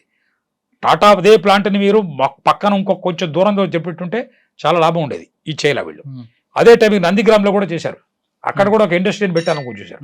ఏ ఇండస్ట్రీకి పెట్టడానికి మీకు సరైన సపోర్ట్ బేస్ లేదో మీరు జోరు జబర్దస్తి తీసుకొచ్చి దాన్ని అతికించాలని చూస్తే అతకదు. అది ఎంతమంది చనిపోయారండి అప్పుడు? సింగూరులో పోలీస్ ఫైరింగ్లో దాదాపు 13-14 మంది చనిపోయినట్టు నేను విన్నాను. నేను ఆ రోజు నేను సివిల్లో ఉన్నానండి ఫస్ట్ టైం బెంగాల్లో. నందిగ్రామ్ సార్, నందిగ్రామ్ సంగతి చెప్తున్నాను. సింగూరులో ఎవరు చనిపోలేదు, నందిగ్రామ్లో పోలీస్ ఫైరింగ్లో చనిపోయారు. ఆ తర్వాత నాకు దానికి రిటాలియేషన్ గా పార్టీ కూడా తీసుకుంది కార్యక్రమం, అందులో ప్రభుత్వానికి ఎంత నష్టం జరిగింది? అది పార్టీకి సంబంధించిన కాదండి. పోలీస్ ఫైరింగ్ లో అజిటేషన్ చనిపోయారు. దాని నిరసన తెలుపుతూ కూడా తీసుకుంది కదా పార్టీ కొన్ని నిర్ణయాలు. కొంతమంది వ్యక్తులను అక్కడ వాళ్ళ మీద చేసుకోవాలని చూపించారు, కానీ కంట్రోల్ లేకుండా వెళ్ళిపోయింది. ఇప్పుడు ప్రస్తుతం జరుగుతున్న మీ పరిస్థితులు చూస్తున్నారే, అలాంటి పరిస్థితులు 2007-8లో ఉన్నాయి. సార్ కిషన్ ఎందుకు టార్గెట్ చేశారండి గవర్నమెంట్? నేను యాక్చువల్గా ఆ టైంలో 2007లో జరిగిన తర్వాత నేను 2008లో జనవరి 3వ తారీఖున నేను సిఆర్పిఎఫ్ వెళ్ళిపోయాను. నాకు ఆ రోజు నుంచి ఈ రోజు వరకు 2008 నుంచి 2024 వరకు స్టేట్ గవర్నమెంట్ అనే ఒక యంత్రంతో కానీ తంత్రంతో కానీ మంత్రంతో కానీ ఎలాంటి సంబంధాలు లేవండి. అందువల్ల నాకు తెలియని విషయాలు నేను న్యూస్ పేపర్లో చదివిన విషయాల గురించి కామెంట్ చేయడం అది నా విఘ్నతకి సంబంధించింది కాదు. ఏదో చేశారు, ఆయన్ని ఎలా చంపారో, ఆయన చంపి ఆ తర్వాత ఎంతమంది ఏ మెడల్స్ తీసుకున్నారో అది ఈ మహానుభావుల్ని మీరు ఇంటర్వ్యూ చేసి అడగండి. నేను చెప్పడం విఘ్నం కాదు. సార్ మీరు సెంట్రల్ గవర్నమెంట్ ఎప్పుడు వెళ్ళారండి? జనవరి 3, 2008. ఓకే. అక్కడ సిఆర్పిఎఫ్ ఎక్కడెక్కడ పనిచేస్తారు? సిఆర్పిఎఫ్లో ఫస్ట్ మొదట నేను హైదరాబాద్కి వచ్చాను. హైదరాబాద్లో ఇక్కడ ఉండే last break of the moment మనమే చేశాం. ఆ టైంలో మన తెలంగాణ అజిటేషన్ జరిగింది. అప్పుడు ర్యాపిడ్ యాక్షన్ పోస్ట్ కూడా నేనే ఛార్జీలు ఉండేవాడిని. 2010 వరకు ఇక్కడ ఉండేవాడిని. ఏప్రిల్ 6వ తారీఖున దంతేవాడ దగ్గర పెద్ద ఇన్సిడెంట్ జరిగింది. 76 మంది సిఆర్పిఎఫ్ చెప్పాను. ఆ తర్వాత ఎవరు ఐజీ పోకపోతే నన్ను ట్రాన్స్ఫర్ చేశారు అక్కడికి ఐజీ ఆపరేషన్స్గా. నేను అప్పుడు అక్కడ వెళ్ళి ఐజీ ఆపరేషన్కి పెట్టి 3-4 నెలలు నేను చేయడం జరిగింది. విజయ్ కుమార్ గారు డీజీ గారికి వచ్చారు. విజయ్ కుమార్ వచ్చిన తర్వాత నాకు అక్కడే కాన్ఫ్లిక్ట్ చేస్తున్నారు, లేదా కాశ్మీర్ పంపిస్తా ఉన్నారు వారు. నేను చెప్పాను, అయ్యా దేశానికి ముఖ్యమైనది ఇది కాశ్మీర్, ఇది మన ఇంటర్నల్ సమస్య, ఇది మావోయిస్టులతోటి. మావోయిస్టులు ఏమి దేశానికి శత్రువులు కాదు, మనకున్నటువంటి వాళ్ళ ఏదో ఐడియాలజీ వాళ్ళకుంది, వీళ్ళకుండే ఐడియాలజీ వీళ్ళకుంది, ఇది ఐడియాలజికల్ పోరు, అది దేశ భద్రతకు సంబంధించిన పోరు. నేను అక్కడే చేస్తాను స్వామి పని. నాకు మావోయిస్ట్ తోటి ఎలాంటి నైసర్గిక బాధ్యతలు లేవు. నేను ఏ రోజు వాళ్ళని నేను జాతి శత్రువులుగా పరిగణించలేదు. నేను ఎన్టీ రామారావు గారు అన్నట్టుగా వారు ఎవరో జాతి శత్రువులు నేను అనుకోవట్లేదు. వారికున్న మార్గం వారిది, వారు సేవ చేస్తున్నారు. కాంగ్రెస్ వాళ్ళు అహింస అన్నారు, వాళ్ళు ఏదో అన్నారు, దానివల్ల నాకు వాళ్ళు ఎప్పుడు శత్రువులు నేను ఎప్పుడు అంతలేదండి. సార్ మీ లైన్లో ఒక మంచి నిజం వచ్చిందంటే ఎలా అంటే మావోయిస్టులు దేశద్రోహులు కాదు. కాదు, ఎన్టీ రామారావు గారు అంటే దేశభక్తులే. దేశభక్తులు నేను అన్నగానే సరే, దేశద్రోహులు మాత్రం ఓకే, దేశద్రోహులు కాదు. వాళ్ళు ఒక ఐడియాలజీతో ప్రజల కోసం వెళ్తున్నారు. వాళ్ళు బుల్లెట్ అంటున్నారు, ప్రభుత్వం బ్యాలెట్ అంటుంది. రైట్, ఆ పక్కన పెడదాం. వాళ్ళని అణచివేతకి ఇప్పుడు ప్రస్తుతం సిఆర్పిఎఫ్, సిఐఎస్ఎఫ్, బిఎస్ఎఫ్ అన్ని దింపుతుందండి. వీళ్ళందరూ యాక్చువల్గా మన దేశం మీద సరిహద్దులు ఉండవలసిన తీసుకొచ్చి మావోయిస్టులు కూడా కానీ ఎవరైనా మన దేశ పౌరులే కదా, వాళ్ళని చంపడానికి ఈ ఫోర్స్ వాడడం, ఏజెన్సీ వాడడం ఎంతో. చాలా మంచి ప్రశ్న వేశారు మీరు. మీకు ఒక విషయం చెప్తానండి. 1857లో మనకి ఫస్ట్ సిపాయి మ్యూటినీ జరిగింది. సిపాయి మ్యూటినీ అంటారు ఇక్కడ, మనం దాని స్వతంత్ర సంగ్రామం అంటారు. 1857 చాలా ఇంపార్టెంట్ ఇయర్ అండి. 1857లో కార్ల్ మార్క్స్ దాస్ క్యాపిటల్ రాశారు. దాంట్లో ఒక వాక్యం రాసుకున్నారు వారు, philosophers hitherto have been busy in interpreting the world, the real need is to change it అని. కమ్యూనిస్ట్ మేనిఫెస్టోలో తర్వాత లెనిన్ వచ్చేసి స్టేట్ అండ్ రెవల్యూషన్ అని రాశారు. State armies are our armies అని మావో సెటూంగ్ యాడ్ చేశారు. దాంట్లో Mao Tsetung little red book అని రాశారు. దాంట్లో చాలా వరకు సుంజు వాట్ ఆఫ్ వార్ అనే సిద్ధాంతాన్ని వారు చైనీస్కి అప్లై చేసి వారు రాశారు ఆ బుక్ని. వాళ్ళ సిద్ధాంతాలు వాళ్ళకు ఉన్నాయి. వాళ్ళు కమ్యూనిస్టులో ఉన్నటువంటి గొప్ప సత్యవాదం ఏంటంటే వాళ్ళు చెప్పే చేస్తారు. వాళ్ళ బుక్స్లో అవన్నీ రాసుకున్నారు, దాని ప్రకారం వాళ్ళు ఇంప్లిమెంట్ చేస్తారు. కమ్యూనిస్ట్ పార్టీ మేనిఫెస్టోలో మేము సీజ్ చేసినటువంటి డాక్యుమెంట్స్లో కూడా క్లియర్గా రాసుంది. నా ఉద్దేశం ఏంటంటే వారి ఐడియాలజీని వారు చేస్తున్నారు. వారి ఐడియాలజీ మంచిదా కాదా అనేది వారి విఘ్నతకు వదిలేస్తాం. నా అప్పీల్ ఏంటంటే వారి కోసం, అయ్యా తుపాకీ బ్యారల్ నుంచి పవర్ వస్తుంది ఆయన చెప్పారు, power flows from the barrel of the gun అని. కానీ వారు చెప్పిన మరో విషయాన్ని మీరు దాచిపెట్టారు. ఏంటి మావో సెటూంగ్ చెప్పింది? Power flows from the barrel of the gun. ఆయన ఇంకోటి రాశారు, but the party should control the gun should never control the party. ఇది కరెక్ట్. దాని అర్థం ఏంటి? మీ దగ్గర గన్ ఉందన్నారు, వాళ్ళ దగ్గర పెరంగి ఉంది. ఎన్ని గన్నులు ఒక పెరంగితో సమానం?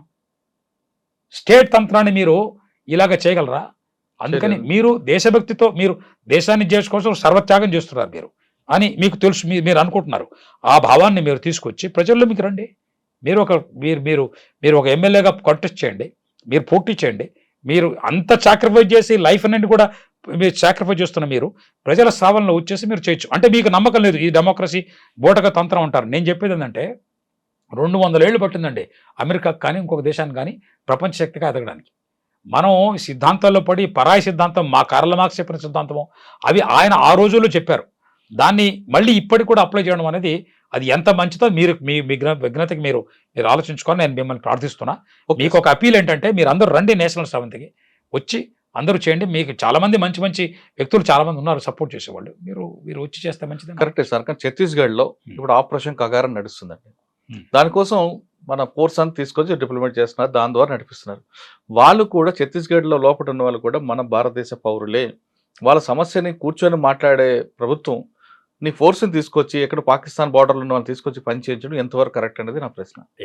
పాకిస్తాన్ బార్డర్లో యాక్చువల్గా CRPF is meant for internal security. Okay, internal security అనేటప్పటికీ మన రాజ్యాంగంలోనే మనం రాసుకున్నాం, దేశ భద్రత అనేది ఇంటర్నల్ సెక్యూరిటీతో ముడిపడి ఉంది. External security, internal security. Internal security అనేటప్పటికీ మీకు 3 విషయాలు వస్తాయి: public order, law and order. Public order అనేది లా అండ్ ఆర్డర్ ఫస్ట్, అది లోకల్ పోలీస్ స్టేషన్ చేస్తారు. పబ్లిక్ ఆర్డర్ అనేటప్పటికీ మీకు రైల్వేలన్నీ సరిగ్గా జరుస్తున్నాయా లేదా, ఇంటర్నల్ సెక్యూరిటీ ఉందా. మూడోది ఏంటంటే దేశాన్ని లోపల డొల్ల కొట్టడం, అంటే లోపలకి చేరి డొల్ల చేసి పారేసి తర్వాత ఒక్కసారిగా చేయడం. అది కమ్యూనిస్ట్ పార్టీలో వాళ్ళకు ఉన్నది సిద్ధాంతం. స్టేట్ అండ్ రెవల్యూషన్లో లెనిన్ రాశాడు, ఇన్సర్జెన్స్ అనే థియరీ అంటారు దీన్ని. ఏంటో ఏంటంటే లోపల నుంచి వాళ్ళని వీక్ చేయండి, ఆ తర్వాత నగరాల్ని నగరాల్ని గ్రామాలతో ముట్టడించండి. ఈ స్ట్రాటజీ అది. ఓకే, ఈ స్ట్రాటజీ ఉంది వాళ్ళకి. కరెక్ట్.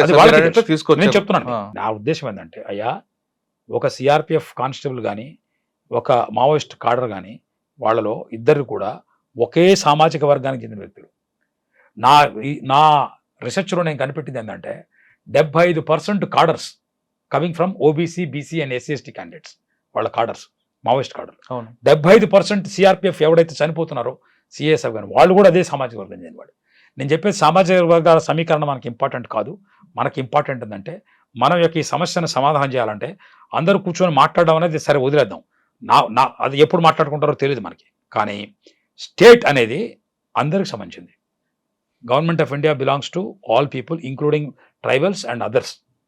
కానీ ఒక పార్టీని బ్యాన్ చేసినప్పుడు ఆ పార్టీలో ఉన్నటువంటి వ్యక్తులు ఆ రిస్క్ తీసుకుంటున్నారు, ఆ రిస్క్ తీసుకొని వెళ్తున్నారు వాళ్ళు. అంటే నేను I will eat the cake and also destroy it అనేది ఉండకూడదు. మనం ఒకటి తీసుకొని నిలబడాలి. Supposing you believe in constitution of India, you work for that. If you don't believe it then it's different. కరెక్టే సార్. ఇప్పుడు ఛత్తీస్గఢ్ గవర్నమెంట్ కరెక్ట్గా ఆదివాసుల దగ్గరికి వెళ్ళకపోబట్టే కదా వాళ్ళు అటువైపు వెళ్తున్నారు. ప్రభుత్వమే వాళ్ళ దగ్గరికి వెళ్ళి వాళ్ళ సమస్యలు కూర్చొని మాట్లాడితే ఇష్యూ. నేను చాలా చెప్తున్నాను, చాలా వరకు చాలా ప్రోగ్రెస్ జరిగిందండి. ఆదివాసీలకి చాలా డెవలప్ చేశారు. ఈ రోజున ఛత్తీస్గఢ్ ముఖ్యమంత్రి ఒక ఆదివాసీ సార్, ఒడిశా ముఖ్యమంత్రి ఒక ఆదివాసీ, ఈ రోజున జార్ఖండ్ ముఖ్యమంత్రి ఒక ఆదివాసీ. ఆ రోజులు పోయినాయి సార్. కులాలు మతాలుగా పెట్టుకుని ఎవరిని పడితే వాడిని హైకమాండ్ చెప్పిందని చెప్పడం. హైకమాండ్లు ఏమి లేవు సార్, అంతా కూడా పీపుల్స్ కమాండ్ అయిపోయింది. అందువల్ల లోకల్గా ఉండే గవర్నమెంట్, లోకల్గా ఉండే వ్యక్తులు చాలా సపోర్ట్ చేస్తారు. ఛత్తీస్గఢ్ మీరు చూసారు కాబట్టి దానికి సమస్య పరిష్కారం ఉందంటారా?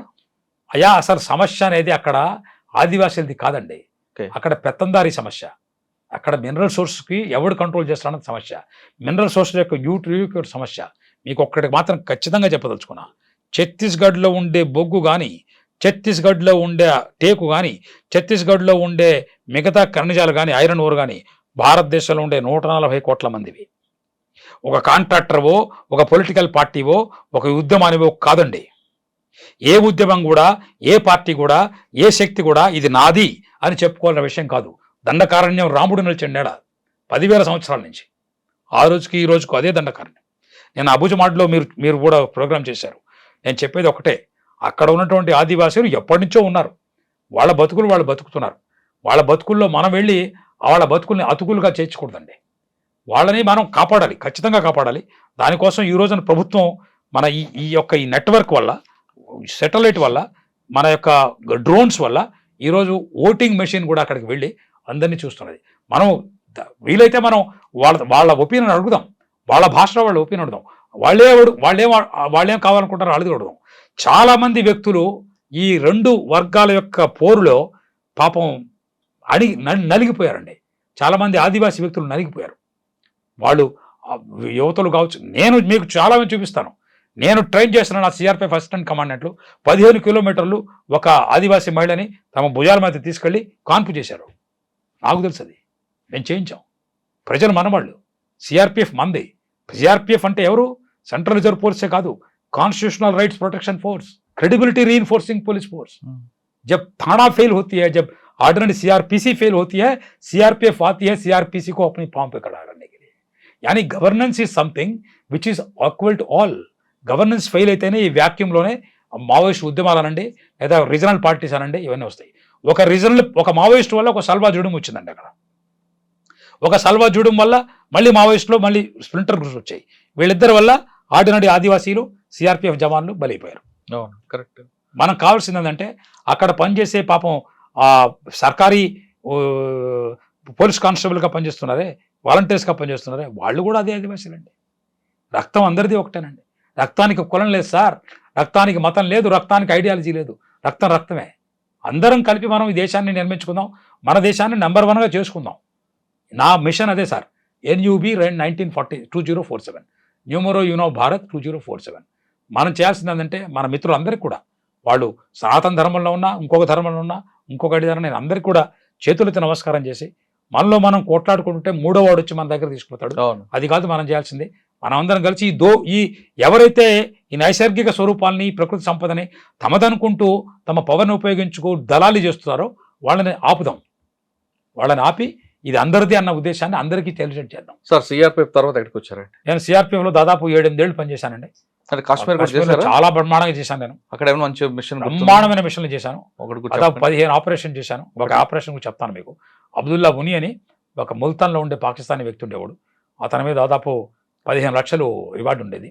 అతను ఒక లోకల్గా నార్త్ కాశ్మీర్లో లోకల్ అమ్మాయిని పెళ్లి చేసుకొని ఉండేవాడు. ఓపెన్గా ఛాలెంజ్ చేసేవాడు, నన్ను ఎవరు పట్టుకోలేరు. ఎక్కడండి కాశ్మీర్లో? నార్త్ కాశ్మీర్లో అతను బారాముల్లా ఏరియాలో ఉండేవాడు. బారాముల్లా ఏరియాలో ఉండేవాడు. ఆ ఏరియాలో అతను north Kashmir commander. There are 2 areas. South వచ్చేసి కింద ఉండేది, మన శ్రీనగర్ కింద. అది అది వచ్చేసి మన అమర్నాథ్ యాత్రకు పోయే రూట్లో ఉండేది, పహల్గామ్. ఆ రూట్లో ఉండేది. నార్త్ వచ్చేసి బారాముల్లా పాకిస్తాన్ బార్డర్, సౌత్ వచ్చేసి జమ్మూ బార్డర్. ఈ రెండింటికి 2 కమాండర్ ఉండేవారు. అబ్దుల్లా ఉన్నని ఒక కమాండర్ ఉండేవాడు. అతను మీద దాదాపు 15 లక్షల డిమాండ్ ఉండేది.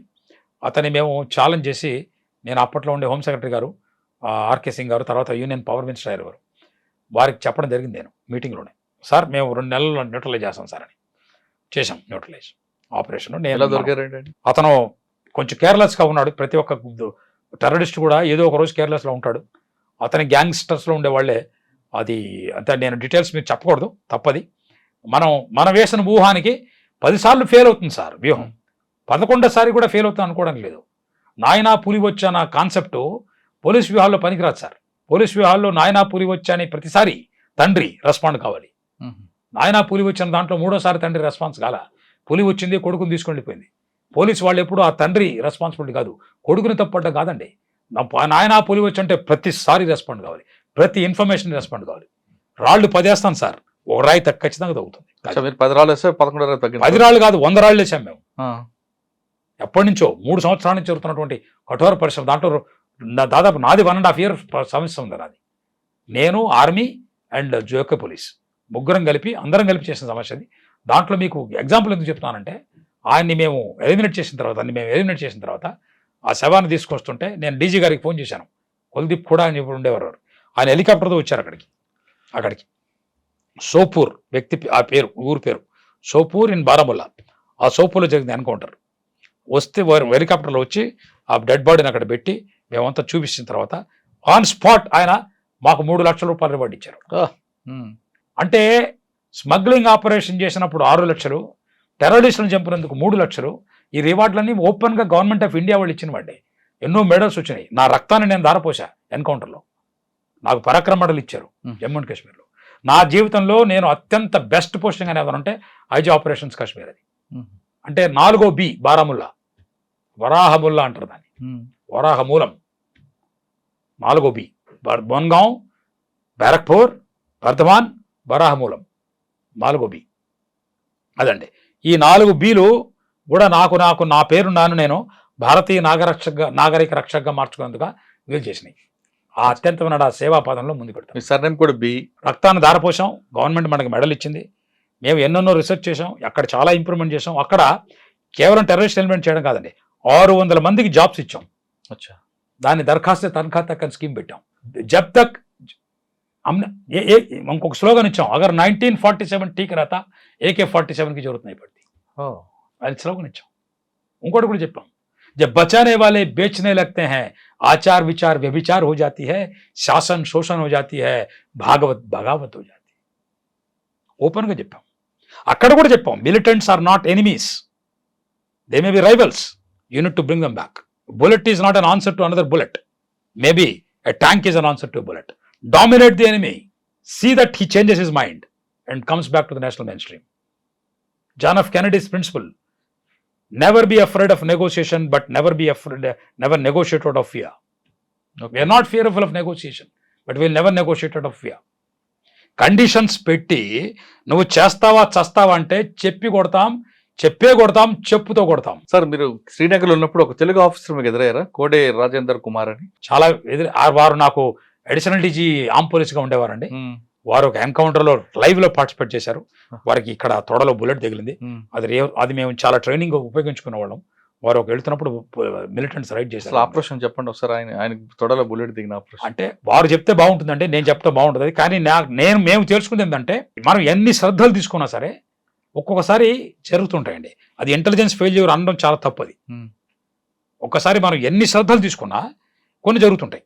వారెవరు చాలా శ్రద్ధలు తీసుకున్నారు, అయినా సరే జరిగింది. కానీ వారిలో ఉన్నటువంటి గొప్పతనం, ఆయన కోడే రాజేంద్ర ప్రసాద్ కాదండి, వారింటి పేరు కొండవీటి రాజేంద్ర ప్రసాద్. ఆయన కొండవీటి సింహం నా ఉద్దేశంలో. అలాగే ఉంటాయి. ఆయన కొండవీటి సింహమే. ఆయన మా నెల్లూరు మా పల్నాడు జిల్లా కొండవీటి దగ్గర నుంచి మన నిజామాబాద్ వచ్చినటువంటి రైతు కుటుంబం చెందిన వ్యక్తి, చాలా నిజాయితీపరమైన వ్యక్తి. ఆయనకి కులాలు లేవండి. ఆయన మన ఆయన లైఫ్లో ఆయన చేసినటువంటి ఆ ప్రయాణం అనేది యువతకు కానీ ఎవరికైనా సరే స్ఫూర్తిదాయకంగా ఉంటుంది. ఆయన బ్రదర్ కూడా ఆర్మీ ఆఫీసర్గా ఉండేవారండి. అలాంటి గొప్ప వ్యక్తి ఆయన చాలా గొప్ప సేవలు చేశారు. తర్వాత ఆయన డీజీగా కూడా అయ్యారు వెస్ట్ కాశ్మీర్కి. సిఆర్పిఎఫ్ లో 7 సంవత్సరాలు సర్వీస్, తర్వాత 9 సంవత్సరాల తర్వాత మనకు హోమ్ క్యాటర్కి వచ్చాను. అక్కడ ఏంటంటే అక్కడ ఏడీజీకి వచ్చారు. అప్పటికి నేను ఇంకొకటి బిగించాలి. సిఆర్పిఎఫ్లో అక్కడ పనిచేసిన తర్వాత చాలా స్కీములు పెట్టి చాలా అభివృద్ధి చేసిన తర్వాత కాశ్మీర్లో నన్ను as a matter of reward I was made as director of internal security academy Rajasthan. అక్కడ తర్వాత గవర్నమెంట్ అది అక్కడ సిఆర్పిఎఫ్ అకాడమీ గుడిగాంలో ఉండేది. అక్కడ సరిగ్గా ప్రాబ్లమ్స్ లేకపోతే అక్కడ మళ్ళీ నన్ను సిఆర్పిఎఫ్ అకాడమీకి డైరెక్టర్గా చేశారు. అక్కడ దాదాపు 600 మంది ట్రైనీస్ని నేను అక్కడ చేశాను. నేను ట్రైన్ చేశాను. నేను కాశ్మీర్లో ఉండగానే 600 మందికి జాబ్ చేయించాను, దరఖాస్తు తనఖాస్తు బట్టి ట్రైనింగ్ ఇచ్చి. ఇప్పుడు మన చైతన్య నారాయణ లాగా కాకుండా సరైనటువంటి ట్రైనింగ్ ఇచ్చి వాళ్ళకి క్వశ్చన్ పేపర్స్ ఇచ్చి వాళ్ళ చేత రాయించి వాళ్ళ లిపిలోనే వాళ్ళకి ట్రైనింగ్ ఇప్పించి చేయించాను. అది వాళ్ళకి తెలుసండి. దానివల్ల మిలిటెంట్స్ కూడా ఎప్పుడు నన్ను ఒక టెర్రరిస్ట్ లిస్ట్లో పెట్టలేదు, లోకల్గా ఉండేవాళ్ళు. నేను చేసిన పని కోసం నాకు ప్రధానమంత్రి అవార్డు కోసం కూడా వెళ్ళింది రివార్డ్, నా పేరు. అప్పుడు డిఓపిటి దగ్గరికి అప్పుడు 3 ఆఫీసర్లు వచ్చారు అక్కడి నుంచి. నేను అప్పటికి కాశ్మీర్ వదిలేశాను. నన్ను మళ్ళీ అకాడమీ నుంచి పంపించారు వీళ్ళని హెల్ప్ చేయడం కోసం. మీకు లైఫ్లో మరొక ఘటన చెప్తాను. 2వ ఘటన నా లైఫ్లో చేంజ్ చేసిన ఘటన. నన్ను అంటే జాతీయ జెండా కోసం రక్తం ఇవ్వడానికి ఉప్పొంగిపోతూ ముందుకొచ్చే ఆ తత్వాన్ని నాలో పెంపొందించిన 2వ ఘటన అండి ఇది. మీరు పర్మిషన్ ఇస్తే చెప్తా. 3 ఆఫీసర్లు వచ్చారు. ఇప్పుడున్నటువంటి యాస్కీ డైరెక్టర్ ఉన్నారే, మనం ఇప్పుడే మీ కారులో వస్తున్నప్పుడు యాస్కీ చూసాం, అడ్మినిస్ట్రేటివ్ స్టాఫ్ కాలేజ్. బాగ్చి గారు అని ఉన్నారు అక్కడ, డైరెక్టర్ గారు. వారు అక్కడ ఉన్నారు, బెంగాలీ ఆఫీసర్. ఆయన దానికి ఒక జడ్జి. ఆయన ఇంకో ఐఏఎస్ ఆఫీసర్ ఒక లేడీ ఉండింది. వీళ్ళిద్దరు జడ్జెస్. వాళ్ళు వచ్చారు, వాళ్ళు చెక్ చేయడం కోసం. ఒక విలేజ్కి వెళ్ళాం, తరాలు అని చెప్పేసి. ఏ తరాలు అయితే ఆ తర్వాత ఒక మిలిటెంట్ ఉన్నాడు 2014లో చనిపోయిన మిలిటెంట్, అతని గురించి చాలా పెద్ద ఇవి జరిగినాయి. అదే తరాలకు సంబంధించిన వ్యక్తి. అక్కడ వెళ్ళినప్పుడు ఒక మిలిటెంట్ వచ్చాడు. అతను సరెండర్ అయ్యాడు. మేమే సరెండర్ చేయించాం. అతను ఒక మాట అన్నాడండి వీళ్ళిద్దరి ముందు. అది మన దగ్గర రికార్డ్ అయ్యి కూడా ఉంది, ఎక్కడ ఉంది, నేను రికార్డ్ పెట్టుకున్నాను, మీకు తర్వాత ఎప్పుడైనా చూపిస్తాను. ఇది ప్రజల సమస్యలు అందరికీ తెలియాలని చెప్తున్నాను. నేను ముందు ఉర్దూలో చెప్తాను, తర్వాత ట్రాన్స్లేట్ చెప్తాను. వాళ్ళందరి ముందు అన్నాడు, జనాబ్ आप आए हैं बोल के हम आए हैं, అయితే వజీరా ఆజం ఇన్ లోగోं पर हम थूकते भी नहीं. ఆ మాట అన్నాడండి. మీరు వచ్చారు కాబట్టి వచ్చాడు. మీరు వచ్చారు కాబట్టి అయ్యా నేను వచ్చాను, అంతేగాని ఈ ముఖ్యమంత్రులు ఈ మంత్రి మీద ఉమ్మి కూడా అయ్యాం మేము. అంతకంటే ఒక పోలీస్ ఆఫీసర్కి కావాల్సిన అవార్డు ఏముందండి? ఆ రోజు నాకు ఒక భారత రత్న వచ్చినటువంటి, అది కూడా ఒక మిలిటెంట్ అన్నాడు అన్నమాట. అది స్వచ్ఛందంగా లోపల నుంచి వచ్చిందండి. దానివల్ల లంచాలు ఇచ్చో, బిర్యానీ పార్టీలు ఇచ్చో, బిర్యానీ ప్యాకెట్లు ఇచ్చో, లేకపోతే వాళ్ళకి లంచాలు ఇస్తే వచ్చే మాటలు కాదండి. దేశం కోసం రక్తం త్యాగం చేసినటువంటి ఆ మహానుభావులు చంద్రశేఖర్ ఆజాద్, అష్ఫాకుల్లా ఖాన్, భగత్ సింగ్ ఆ దారిలో నడుస్తూ అందరినీ మనవాళ్ళు అనుకుంటూ వాళ్ళ కోసం పరితపిస్తున్నటువంటి ఆ తపనని గుర్తించినటువంటి ఒక మిలిటెంట్ తన గుండె లోతుల్లోంచి అన్న మాట సార్. అది ఆ మాటకి ఏ వాల్యూ ఇస్తారు మీరు? నాకు ప్రధానమంత్రి అవార్డు వచ్చిన తర్వాత అప్రస్తుతం సార్. అక్కడ కూడా పాలిటిక్స్ జరిగాయి, నాకు ఇవ్వాల. నేను ఇంత కష్టపడితే నాకు సంబంధించిన నా మనుషులే కొంతమంది నాకు ప్రెసిడెంట్ మెడల్ ఫర్ గ్యాలంటరీ రాకుండా ఇప్పటికీ ప్రయత్నం చేస్తున్నారు. కానీ ఈ అవార్డు ముందు ఎందుకంటే అవసరం లేదు కదా, ఒక మిలిటెంట్ ఇచ్చిన చెప్తున్నాను మీకు, అవన్నీ ఉన్నాయి. ఎందుకంటే మీకు సత్యం జ్ఞానం అనంతం బ్రహ్మ అన్నారు సార్. పరాక్రమ ఎందుకు చెప్తున్నానంటే ఆ మెడల్స్ అన్ని రావడం మనకి ఏంటంటే మనకు ఒక స్టాంప్ ఆఫ్ లెజిటిమసీ. మన మాటని ఒక వేదంగా మన జాతి గౌరవిస్తుంది. నన్ను గౌరవం అన్ఇంపార్టెంట్ సార్. బిఎన్ రమేష్ అనే వ్యక్తి అన్ఇంపార్టెంట్, అప్రస్తుతం. ఈ దేహం అన్ఇంపార్టెంట్. కానీ ఈ 71 కేజీల ఈ దేహం అన్నదే 140 కోట్ల ప్రజల యొక్క ఆస్తి సార్. ఇది అస్తిత్వం, ఇది వారి కోసం పనిచేస్తున్న మెషిన్. ఇది 24/7. ఈ దేహం చేసినటువంటి పనులు జాతి గుర్తుపెట్టుకొని పాడే పాటలుగా, జాతీయ గీతాలుగా మారాలంటే ఈ యొక్క ప్రూఫ్లు జాతికి అవసరం. ఈ జమానాలో, సోషల్ మీడియా జమానాలో మీరు ఒక ప్రశ్న అడిగారు. ఈ సోషల్ మీడియా జమానాలో మనకి ప్రతి ఒక్కటి ప్రూఫ్ అవసరం. మీకు మీకు మూడో ప్రశ్నకు వస్తున్నాను డైరెక్ట్గా. 3వ ప్రశ్న మీరు అడిగారు, అయ్యా మీరు ఎందుకు ఇన్ని డిగ్రీలు చేశారని. Sir, power is most important thing is this knowledge is power. Pure knowledge is pure power. Power corrupts. So knowledge also can corrupt, but pure knowledge cannot corrupt. Pure knowledge కోసం వందల వేల పుస్తకాలు చదివి నేను కొన్ని పుస్తకాలు చదివి ఆ పుస్తకాల యొక్క నాలెడ్జ్ని తీసుకొని వచ్చి కరెక్ట్ అయినటువంటి మ్యాప్స్ వేసి ఎలా నా ఎక్స్పీరియన్స్ని ఒక సిస్టమాటిక్ ఆల్టర్నేట్ ప్రాపర్ చేయాలని, దీనికోసం సరిగమ పదని అని చెప్పి నాకు నేనే సృష్టించుకున్నా ఆ ఏడు నోడులాగా. The first thing is an idea whose time has come. The second step is the knowledge, the data that comes from an idea. The third step is the knowledge that comes out of the data. The fourth step is the wisdom that comes out of the knowledge. The fifth is standard operating procedure of that wisdom. Sixth one is ideology, means and ends of analysis. And seventh one is religion, sir. When an idea becomes religion, it remains with the civilization. It can't go away. మనది కూడా ఒక ఐడియాలజీగా చేసి ఒక standard operating procedure చేసి నా experience కోసమే, అందుకోసమే ఇన్ని డిగ్రీలు చేశాను. 3 డిగ్రీలు చేశాను, 3 పీజీలు చేశాను. అది కూడా కట్ట కింద కాయపేట యూనివర్సిటీ నుంచి కాదు sir, best universities in India. MA psychology, IM Calcutta నుంచి MBA and LLM from Usmania University, 3 PGలు, 3 PhD from first PhD from IIT Kharagpur, second PhD from National Police Academy, third PhD from National University, and one postdoctoral fellowship from Jawaharlal University. 11th degree I am doing now, that is LLD postdoctoral fellowship in law. ఇవన్నీ చేయడానికి కారణం. And ఒక ప్రధానమంత్రి చేతుల నుంచి degree తీసుకున్నాను PhD, రెండో ప్రధానమంత్రి చేతుల నుంచి బెస్ట్ అల్యూమిని అవార్డు కూడా తీసుకున్నాను IIT ఖరగ్పూర్లో. ఎందుకంటే కోవిడ్ టైంలో చాలా సేవ చేశాం. సేవ చేయకుండా కేవలం నాలెడ్జ్ని ఒక చిన్న కోహినీరు వజ్రంగా పెట్టుకున్నందులో ఉపయోగం లేదు సార్.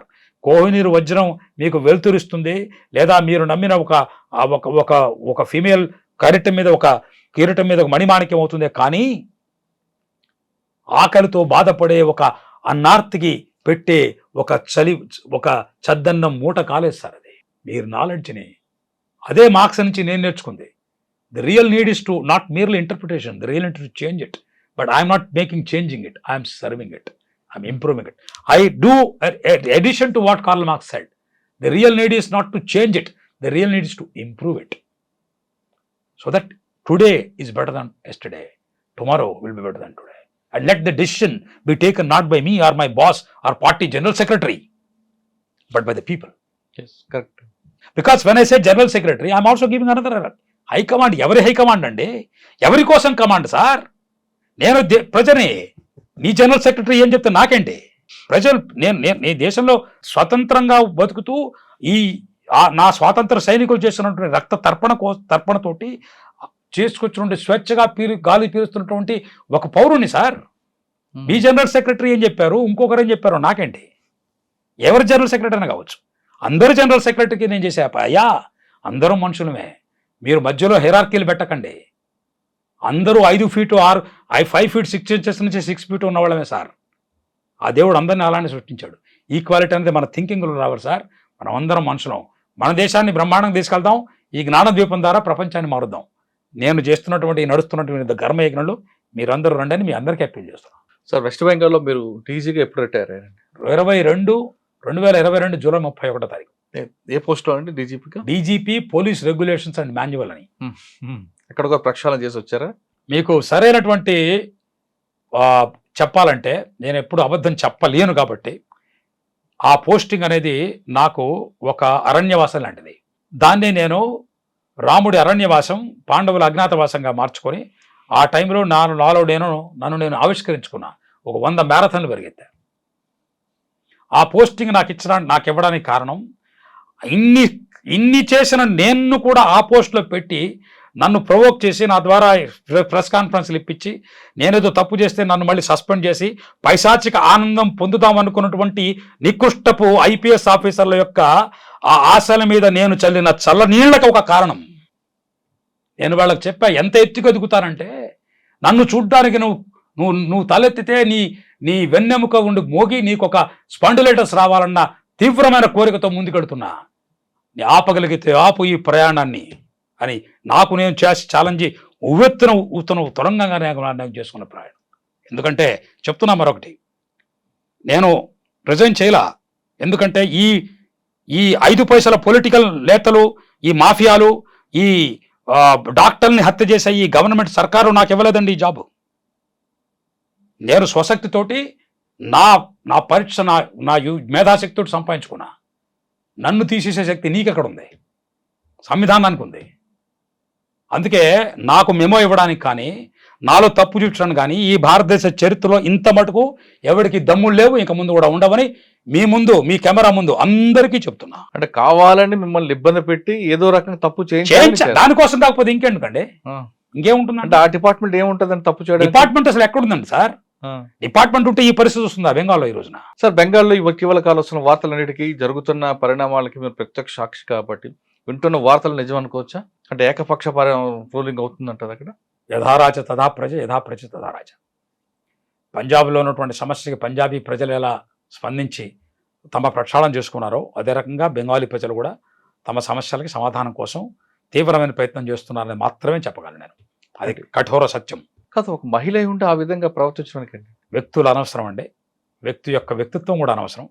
ఎందుకంటే మీకు చెప్పాను ముందే, ఇది 1757 నుంచి వస్తున్న సమస్య.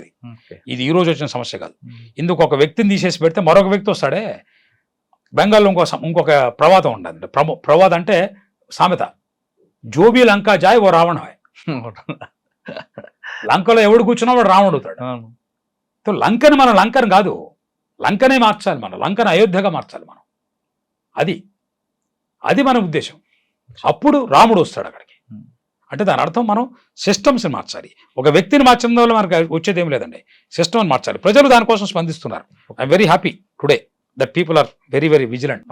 వెస్ట్ బెంగాల్ త్వరలో మంచి రాజకీయ ఖచ్చితంగా వస్తుందండి, అనుమానం లేదు నాకు. సరే, మనం రిటైర్ అయిపోయిన తర్వాత నుంచి ఒకసారి మనం సాధారణంగా కొంతమంది ఆఫీసర్లు ఏమంటారంటే, మీలాంటి వాళ్ళకి ఇందాక కూడా మన డిస్కషన్ వచ్చింది, బ్యూరోక్రాట్స్ కరెక్ట్గా ఉంటే సిస్టమ్ కరెక్ట్గా వెళ్తుంది.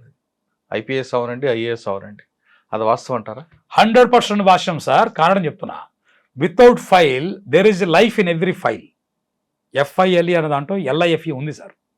ఫైల్ లేకుండా ఒక పొలిటీషియన్ ఏ కరప్షన్ చేయలేడు, దోచుకోలేడు. ఒక దొంగకి ఒక పొలిటీషియన్కి డిఫరెన్స్ అదే. పొలిటీషియన్స్, స్కామ్స్టర్ చేసే పొలిటీషియన్స్ అందరూ కూడా ఫైళ్ళలోనే దొంగతనం చేస్తారు. ఈ ఫైల్ పంపించేది ఎవరు? కింద నుంచి పై వరకు. మీరు మన హైదరాబాద్లోనే చూస్తున్నారు, ఈ హైడ్రాలు అని పెట్టారు, అవన్నీ పెట్టారు, చూస్తున్నాం మన కళ్ళ ముందే. వీటికన్నిటి కూడా పర్మిషన్ ఇచ్చింది ఎవరు? గవర్నమెంటే కదా. మరి కార్పొరేటర్లని, లేకపోతే GHMC మున్సిపల్ చైర్మన్ని, లేకపోతే వాళ్ళని బ్లేమ్ చేస్తే వాళ్ళు వచ్చింది ఫైల్ సంతకం పెట్టారు గుడ్ ఫెయిత్ తోటి. కాబట్టి సిస్టమ్స్ అనేవి కొలాప్స్ అయినప్పుడు దాని యొక్క ఆ ప్రతిఫలాన్ని అందరూ అనుభవిస్తారు. అందరినీ కూడా పట్టుకొని వాళ్ళని శిక్షించి వాళ్ళు సంపాదించిన ఆస్తుల్ని ప్రజల పక్షంగా తీసుకురావాల్సిన బాధ్యత ప్రస్తుతం ఉన్నటువంటి సర్కార్కు ఉన్నదని నేను నమ్ముతున్నా. సార్, DGP లెవెల్లో కరప్టెడ్ అయితే కింద కానిస్టేబుల్ కూడా కరప్ట్ అవుతారని ఒక వార్త ఉంది, వాస్తవం అంటారా? నా ఉద్దేశంలో కరప్షన్ అనేది ఒక వ్యక్తితోటి కేంద్రీకృతం కాదండి, ఒక వ్యవస్థతోటి ఆ కరప్షన్ వస్తుంది. ఒక DGP, కొంతమంది ఏమంటారంటే DGA డబ్బులు తిన్నప్పుడు లేనిది నేను తింటే తప్ప అని ప్రశ్నిస్తున్న వాళ్ళకి మీకు చెప్తున్నాను. అదే ఏ DG అయితే తన యొక్క సబార్డినేట్ని క్వశ్చన్ చేసే మోరల్ అధికారాన్ని, నైతిక అధికారాన్ని కోల్పోతాడో అతను కేవలం తన యొక్క సంవిధానిక అధికారం అంటే రిటర్న్ పవర్ వల్ల అతను చేసినందువల్ల ఆ పవర్ని కింద వాళ్ళు యాక్సెప్ట్ చేయరు. కింద పైన అంటే ఏవో లేదండి, కింద వాళ్ళు మీ యొక్క కమాండ్ని యాక్సెప్ట్ చేయాలంటే మీ యొక్క ఫస్ట్ ఆ నైతికత ఉన్నటువంటి లీడర్షిప్ ఉండాలి.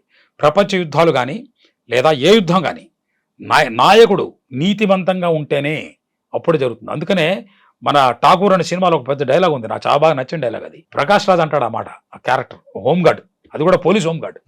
ఏమంటాడంటే, నా దేశంలో నాయకులు మోసం చేసిన ప్రజలు ఉన్నారు కానీ నాయకుల్ని మోసం చేసిన ప్రజలు లేరు సార్ అంటాడు. DG గారు కరెక్ట్గా ఉంటే కానిస్టేబుల్ కూడా కరెక్ట్గా ఉంటారు. కానీ DG గారు కరెక్ట్గా ఉండడం అంటే, లేదా చీఫ్ సెక్రటరీ, DGకి చీఫ్ సెక్రటరీ ఎందుకు అనుకోండి, ఒక అధికారం అందాం, ఒక DG అనే అవసరం లేదు మనకి, ఒక అధికారం అందాం. ఒక అధికారి కరెక్ట్గా ఉంటే, చాణక్యుడు కూడా చెప్పాడు ఇది, అక్బర్ కాలంలో కూడా జరిగింది ఇది. ఒక అధికారి కనుక కరెక్ట్గా ఉంటే, కరెక్ట్గా లేకుండా అతని కింద పనిచేసే వాళ్ళు కూడా ఆ భయంతో ఉంటారు. ఆయనంత నిర్భయంగా చేస్తున్నారు, మనం ఏమైనా తప్పు చేస్తే పట్టుకొని చెమడాలు ఒలిచి మన చేతిలో పెడతాడని. ఆ భయం ఎప్పుడంటే లేకుండా పోతుందంటే, ఆయన తన కళాన్ని అమ్ముకున్నాడు, కళంలో సీరాని మనం కొనుక్కోవచ్చు టన్నుల ద్వారా, ఇబ్బందే లేదు, తగ్గేదేలే నీ ఇష్టం. అదేదో అంటారు, ఊరు మనదే దోచేయి అనే ఒక సామెత ఉంది తెలుగులో. అలా దొంగలు కలిపి దోచుకున్నారని. ఈ సామెతలన్నీ కూడా అధికారుల యొక్క నిర్లక్ష్య వైఖరి, అధికారుల యొక్క అనైకతత్వం, అధికారుల యొక్క అనైకత్వం దానివల్ల వచ్చింది. సార్, ఇప్పుడు మీరు వెస్ట్ బెంగాల్లో తీసుకుంటే, అంటే మిగతా స్టేట్లతో కంపారిజన్ వెస్ట్ బెంగాల్లో పొలిటికల్ పోస్టింగ్లు ఉండవు, ఆఫీసర్ల విషయాల్లో పొలిటికల్ జోక్యం చేసుకోరు కొంతమేర అనేది ఒక వార్త ఉంది, వాస్తవం అంటారా? లేదు చాలా తప్పండి అది. మిగతా రాష్ట్రాలు ఉన్నట్లుగానే అక్కడ కూడా పొలిటికల్ ఏమీ చేంజ్ లేదండి. మిగతా రాష్ట్రాల్లో ఎలా ఉందో అలానే ఉంటుంది. ఒకటే మనం గమనించాల్సిన విషయం, నేషనల్ పొలిటికల్ పార్టీస్ వస్తే ఒక అడ్వాంటేజ్ ఉందంటే, నేషనల్ పొలిటికల్ పార్టీస్కి apart from your own bureaucratic structure వాళ్ళకు ఒక జవాబుదారీతనం ఉంది. ఆ జవాబుదారీ ఏంటంటే వాళ్ళ ప్రతి చిన్న విషయాన్ని చీఫ్ మినిస్టర్ గారు ప్రతి చిన్న విషయాన్ని తీసుకునే ముందు పైన వాళ్ళకి జవాబుదారీ ఉంది వాళ్ళ పార్టీలో. దానివల్ల ఇక్కడ ఏమైనా జరిగితే అక్కడ పైనుంచి సమాధానం చెప్పుకోవాల్సిన బాధ్యత ఆయనకు ఉన్నది. ఆయన స్వైర వ్యవహారం చేయలేడు. దానివల్ల నేషనల్ పార్టీస్ ఉంటే మనకి కరప్షన్ అనేది చాలా కంట్రోల్ అవుతుందని నేను తెలుసుకున్నటువంటి ప్రగాఢ సత్యం గత 50 ఏళ్ళుగా. కానీ ఎందుకు సార్ ఇప్పుడు బ్యూరోక్రాట్ మీకు ఒక పక్కన నాన్ ఫోకల్ పోస్ట్లో మీకు పెట్టారనుకో, మీ జీతం అయితే మీకు వస్తుంది కదా, ఎందుకంటే ఆఫీసర్లు పోయి అక్కడ పొలిటీషియన్ చుట్టూ తల వంచుకొని వాళ్ళ దగ్గర పోస్టులు తెచ్చుకునే అవసరం వస్తుంది? ఈ ప్రతి ఒక్క వ్యక్తి యొక్క ప్రైవేట్ నిర్ణయం సార్ ఇది. ఇప్పుడు నేను బయట ఉండి మాట్లాడడం ఇంకొకరిని అవమానించినట్టు అవుతుంది. నా వరకు నేను ఫాలో చేసింది ఏంటంటే, జీతం కోసం పనిచేసే జాబ్ కాదు ఇది. జీతం వస్తుంది మీకు, జీతం కోసం పనిచేసే జాబ్ కాదు. ఫర్ ఎగ్జాంపుల్ చాలామంది ఐఐటిఎన్స్ నుంచి పాస్ అయ్యి వచ్చిన వాళ్ళు ఉన్నారు. నేను కూడా ఐఐటి ఖరగ్పూర్ స్టూడెంట్, నేను ఐఏఎం కలెక్టర్. కానీ నాతో పాటు చదువుకున్న వాళ్ళు అమెరికాలో నాకంటే 1000 రెట్లు సంపాదిస్తున్నారు. నేను ఇక్కడ ఎందుకు వచ్చి ఉన్నాను అన్న క్వశ్చన్ నాకు వస్తుంది. అంటే నేను పొలిటీషియన్స్తో డబ్బులు కట్టి ఇక్కడ 1000 కోట్లు 10,000 కోట్లు సంపాదించడమా? కాదు. కనీసం ప్రజల కోసం పనిచేస్తున్నటువంటి ఒక ఆత్మ గౌరవం నాకు తక్కాలి కదా, ఒక ఆత్మ తృప్తి ఉండాలి కదా. దానికోసం ఒక్కొక్కసారి ఆఫీసర్లు కొంచెం పొలిటీషియన్ తోటి హెల్ప్ చేసుకోవచ్చు. ఏదో ఒక పోస్ట్ మీరు మంచి పెయింటర్ సార్, మీరు మంచి పెయింటర్ అయినప్పుడు మీరు పెయింటింగ్ వేయాలంటే మీకు ఒక క్యాన్వాస్ ఉండాలి, ఒక ఇది ఉండాలి. అడవిగాచిన వెన్నెలు అయిపోయి మొత్తం లైఫ్ లాంగ్ అడవిగాచిన వెన్నెలు అయితే మీకేం ఉపయోగం? ఖేమ్కార్ గారు ఉన్నారు, ఆయన 44 సార్లు పోస్టింగ్లు, ఆయన ఒక 6 నెలలు ఎక్కడ ఉండలేదు. ఒక 6 నెలలు పోస్టింగ్ లేకపోతే ఆనెస్ట్ అని మీ ఉపయోగం ఏంటి? ఒక రోజు రిటైర్ అయిపోయాడు, ఇంకొక రోజు వెళ్ళిపోతారు ప్రపంచం నుంచి. మీరేం చేశారు? ఇదే వ్యక్తులు అడుగుతారండి. ఏ వ్యక్తులు అయితే మీకు 44 సార్లు ట్రాన్స్ఫర్ చేశారో అదే వ్యక్తులు మిమ్మల్ని అడుగుతారు మీరేం చేశారని. అందుకని పాపం ఐఏఎస్ ఐపీఎస్ ఆఫీసర్ అందరికి కూడా పాపం వాళ్ళకి ఒక కోరిక ఉంటుందండి, ప్రజలకు సేవ చేద్దామని. మీరు ప్రక్షాళన చేయించదని మీలాంటి వ్యక్తులు, నేను మీకు అందరికి కూడా మీలాంటి వ్యక్తులు, యూట్యూబర్స్, అలాగే మీరు ఐ డ్రీమ్స్, నేను ఈ రోజున ప్రొఫెసర్గా ఉండాలని మీరు మంచి చాలా ప్రశ్న వేశారు. నేను ఈరోజు professor and dean of Maharashtra national university. అది మామూలు యూనివర్సిటీ కాదండి, సుప్రీంకోర్టు కింద యూనివర్సిటీ. ఈ కర్మ యజ్ఞాన్ని నేను కొనసాగించడానికి కారణం ఒక 500 మంది లాయర్లని నేను తయారు చేయాలని ప్రయత్నం నాది. నా స్టూడెంట్స్ ఇప్పుడు 50-60 మంది ఐఏఎస్ ఐపీఎస్లు ఉన్నారు. ఈ దేశం యొక్క 600 జిల్లాల్లో మరొక మంచి చట్టం ఏర్పాటు చేసుకొని మన ఆఫీసర్లకి మన లాయర్ ద్వారా మనం ప్రొటెక్షన్ ఇస్తే మన పొలిటీషియన్స్ కూడా మనం గైడ్ చేస్తాం.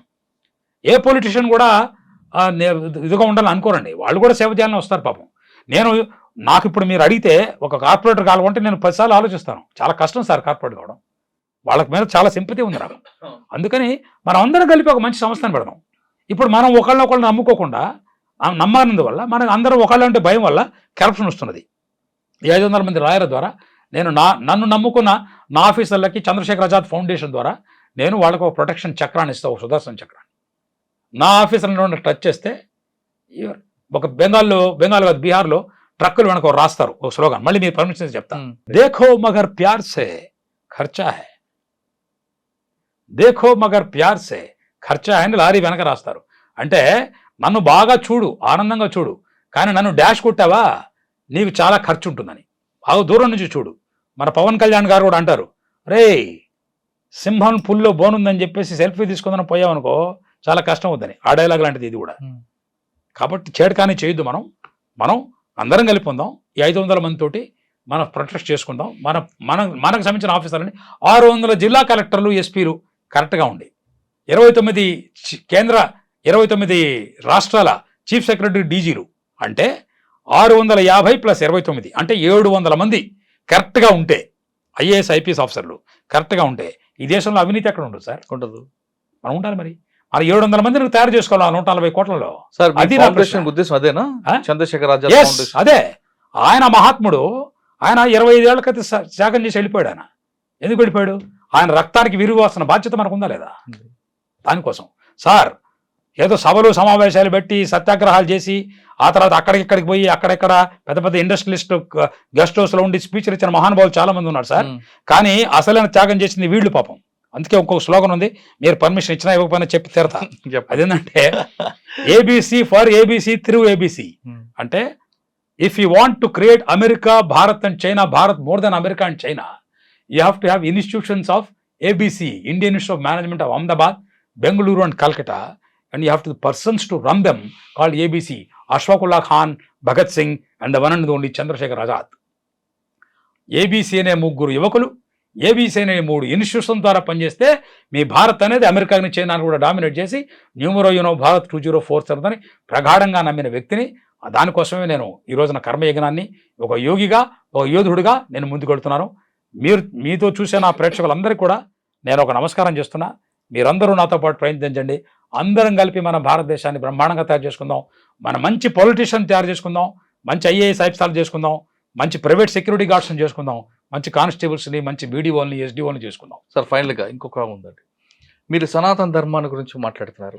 ఆ ధర్మంలో పాటిస్తే ఏమొస్తుంది, పాటించకపోతే ఏం జరుగుతుంది, ఆ ధర్మం మీద ఉన్న మీకు అభిప్రాయం? అయ్యా, చాలా మంచి ప్రశ్న వేశారు. మీకు ముందు నమస్కారం చేస్తాను. అసలు సనాతన ధర్మం అంటే ఏంటి? అయ్యా, సనాతన ధర్మం అంటే మనం పీల్చే గాలి సార్, మనం తాగే నీరు, మనం నడిచే నేల, మన కడుపులో ఉన్నటువంటి జఠరాగ్ని, మన ఊపిరినటువంటి ఆ పైన మన స్పేసిస్తున్న ఆకాశం, మనం చూసే సూర్యుడు, ఆ సూర్యరశ్మి, మనం చేస్తున్న ప్రతి పనిలో నిగూఢమైనటువంటి, చాలా నిబిడమైనటువంటి సత్యం, సత్యనారాయణం. అది ఆ సనాతన ధర్మం అంటే, దానికి సనాతనం అంటే దానికి పుట్టుక లేదు, చావు లేదు. ధర్మం అంటే ధర, పట్టుకునేది. అంటే మనల్ని పట్టుకొని మనల్ని నడిపించే మనలో ఉన్నటువంటి ఆ చైతన్య శక్తి సార్ ధర్మ.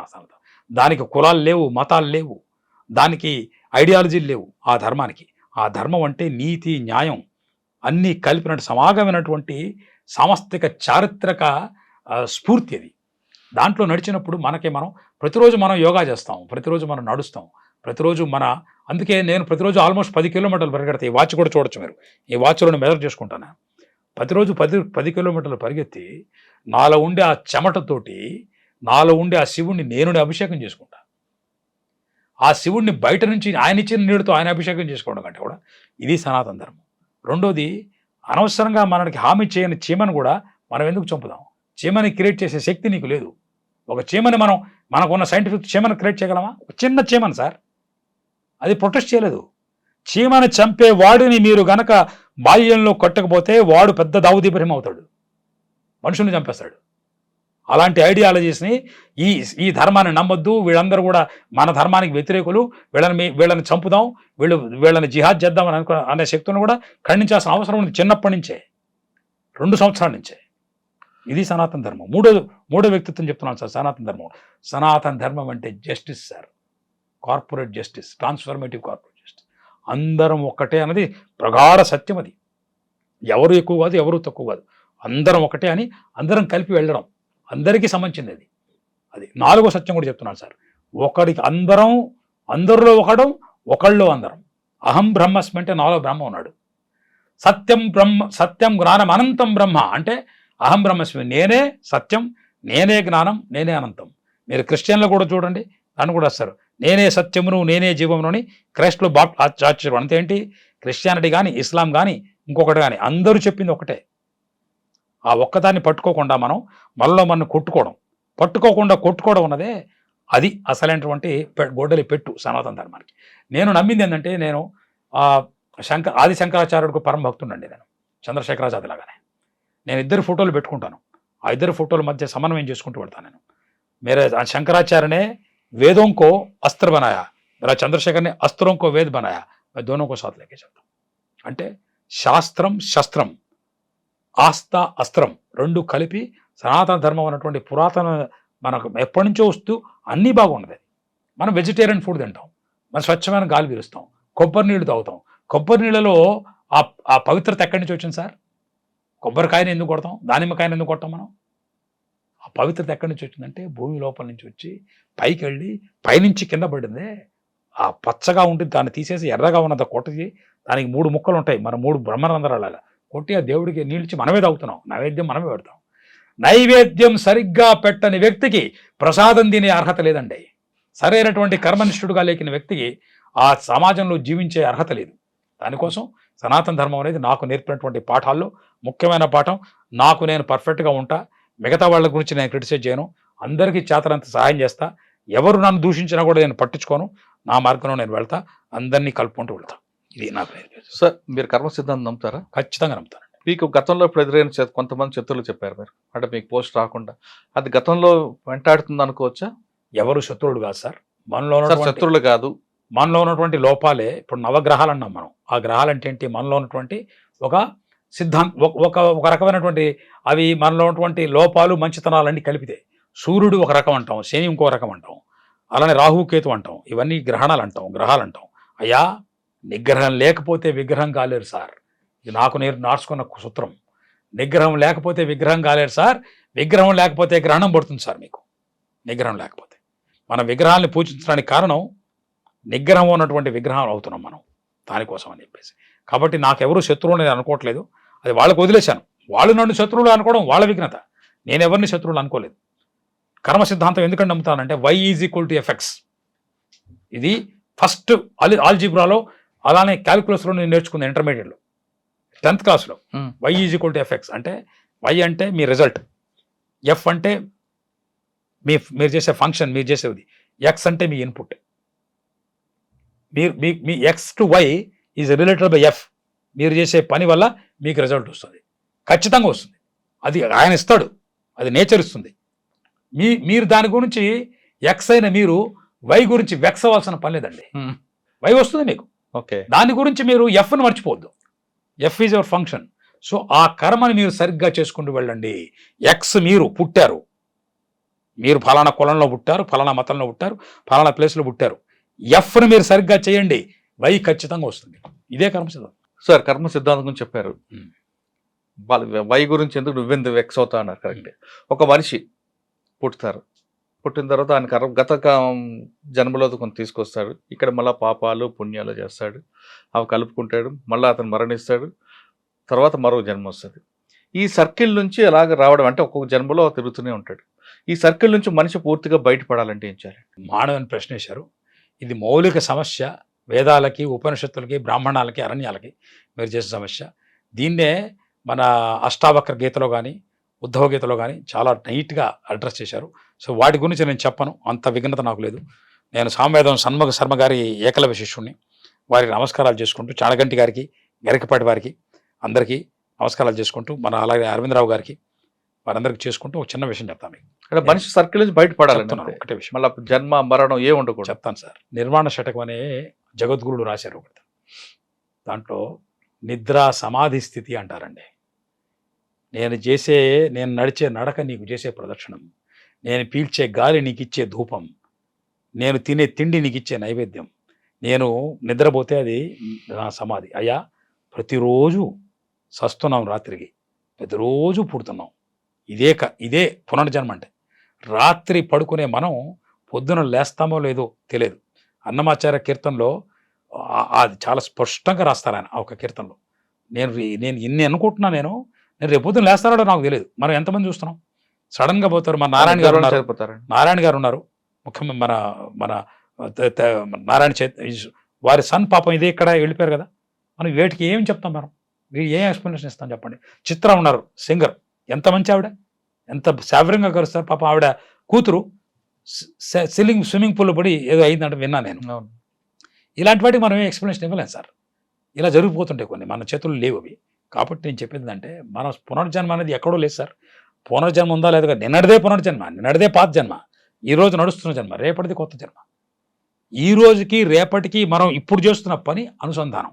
నిన్న నుంచి నేర్చుకో, ఈరోజు బాగుండు, రేపు ఖచ్చితంగా బాగుంటుంది. ఎక్సర్సైజులు చేయను, చెగదంట, ఏది పడితే చేస్తా, అన్నీ కొంటా, నా కాళ్ళు బాగుండాలి, నా చేతులు బాగుండాలి అనుకుంటే ఎట్లా అవుతుంది సార్? ఇది మర్సిడీస్ సార్, ఇది బెంజ్. ఈ రెండు సరిగ్గా ఉంటే మర్సిడీస్ బెంజ్కి అవసరం అంట. అవును, ఈ రెండు సరిగ్గా లేకపోతే కూడా మర్సిడీస్ బెంజ్ అవసరం అంట. అది మీకు ఒక వీల్ చైర్ అవుతుంది. ఈ రెండు చూసుకోవాలి. ఇది ఆయన ఇచ్చాడు, నేను ఇవ్వలేదుగా. మీరు జూబ్లీ హిల్స్ అపోలోకి వెళ్తే డాక్టర్ రెడ్డి గారు ఒక ప్రమాణమైన స్లోగన్ రాశారు సార్. అది నాకు చాలా హత్తుకున్న స్లోగన్. అది your body is worth $2.5 trillion, every human being body. అంటే భారతదేశం ఇప్పుడు చేస్తున్నటువంటి జీడిపిలో 2 మనుషుల యొక్క దేహం, దాని విలువ $5 trillion. ఇంత మంచి సంపదను చేతులు పెట్టుకొని ఆత్మహత్యలు చేసుకుంటావా, హత్యలు చేస్తావా? తప్పు కదా. ఎవరినో కాలుస్తాం, ఆ బుల్లెట్ వెళ్తుంది, లోపల చాలా బ్రహ్మాండమైన టెక్నాలజీ ఉంది, ఆ టెక్నాలజీని స్పాయిల్ చేస్తుంది. బుల్లెట్ పేర్చడం 2 నిమిషాలు 2 సెకండ్ల పని, అది చేయగలవా? చేయలేవు కదా. అందుకని చూపించే ముందు, అందుకనే సార్ నేను ప్రొఫెషనల్ ఉన్నదానికి కారణం, నేను జమ్మిన కర్మ సిద్ధాంతం అంటే దీనికి కారణం ఒక్కటే సార్, దీని సొల్యూషన్ నిన్ను నువ్వు ప్రేమించు, లవ్ యువర్ సెల్ఫ్. నీ భాగ్య విధాత నువ్వే, నీ చేతుల్లోనే నీ చేతల్లోనే నీ చేతులు, ఆ రేఖలంతా నువ్వే. నిన్ను నేను ప్రేమించుకున్నప్పుడే నువ్వు మిగతా వాళ్ళు నేను ప్రేమిస్తాను. That's why I have written slogan for this, again with your permission. పాపం మీరు చాలా మరొక స్లోగన్ చెప్తున్నా, a bad son can never become a good father, a bad soldier can never become a good general, a bad student can never become a good teacher. Without self respect there is nothing called respect. ఆ self respect అనేది భగవంతుడు నన్ను సృష్టించాడు, ఆ భగవంతుడు నేను ప్రేమిస్తా అంటే నన్ను నేను ప్రేమించుకోవడం, నేను పవిత్రంగా ఉండడం.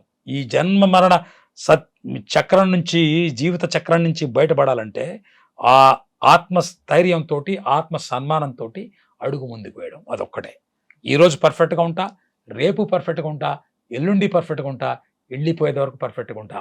మరొక స్లోగన్ రాసుకున్నా, live well to leave well. అంటే మరి కొంతమంది చెప్తుంటారండి, మనం చేసే ప్రతి పని మంచి పని, అందులోంచి ప్రతిఫలం ఆశించుకుంటా ఈ పని భగవంతుడిదే అని దేవుడికి మనం అర్పించాం అనుకోండి, ఖచ్చితంగా మనకున్న పాప పుణ్యాలు అన్నీ కూడా ఒక రేషియో విజయ్ ఆ సర్కిల్ నుంచి బయటపడతా ఉన్నది ఉంటారు. అది ప్రగాఢమైన సత్యం సార్, దాన్ని మించినట్టు సత్యం ఒకటి లేదు. మనం ఏం ఆశించడం వల్ల మీకు జరిగేది ఏమీ లేదు, ఏదైనా దేవుడిదే. మీకు టెన్షన్ తప్ప మీకేమి రాదు. మీరు పగటి కళలు అంటారు, ఈ పగటి కళల వల్ల మీకేం రాదు, పగటి కళల వల్ల మీకు ఏమీ జరగదు. కానీ కళలు అనేవి మీకు నడిపించాలి. మీకు రాత్రిపూట కళలు అనడం, లేదా మన తెల్లవారుజామున కళలు అంటారే, అంటే మనకు ఇన్స్పిరేషన్ బ్రహ్మముహూర్తం ఉండేవి, అవి మనం నడిపిస్తాయి. ఇవి మనం రాసుకుంటుండే ఒక రకమైనటువంటి, ఇది ఒక డెలీరియం సార్. వీటి వల్ల ఏం ఉపయోగం లేదు. మన పని మనం చేసుకుంటుందో రిజల్ట్ ఖచ్చితంగా వచ్చి తీరుతుంది. చాయ్ అమ్ముకునే కొడుకు ప్రధానమంత్రి కాలేదా? అవును, ఆయన చేస్తున్నటువంటి కర్మఫలం వాళ్ళని ప్రధానమంత్రి అయ్యారు. మన చంద్రబాబు నాయుడు గారు కానీ, లేకపోతే వీరు కానీ, ఇంకొకరు కానీ, ఎన్నెన్నో సమస్యలు వచ్చినాయి, వాళ్ళు అధిగమిస్తున్నారు. అలానే మనం రేవంత్ రెడ్డి గారిని చూస్తున్నాం, ఎంతమందిని మన కళ్ళ మీద చూడలేదు. అబ్దుల్ కలాం గారు ఆయన మించింది మనకి ఇంకేముంది. ఆయన అన్నారు ఫెయిల్ గురించి చెప్తూ, failure is first attempt in learning అని. అది నేను చెప్పింది మీకు. Learn from the past, improve on the present, future is certainty. ఇదే కర్మ సిద్ధాంతం సార్. ఇంకా మళ్ళీ పోలీసుకి వద్దామండి. మీరు 98లో వచ్చేటప్పుడు ఛాలెంజ్ చూశారు, క్రైమ్ 1988. ఓకే, అది క్రమే ఇప్పుడు సైబర్ క్రైమ్కి వచ్చింది. ఇప్పుడు వస్తున్న ఆస్పిరెంట్స్ కి ఛాలెంజ్ ఏమి ఉంటాయి పోలీస్ డిపార్ట్మెంట్ లో?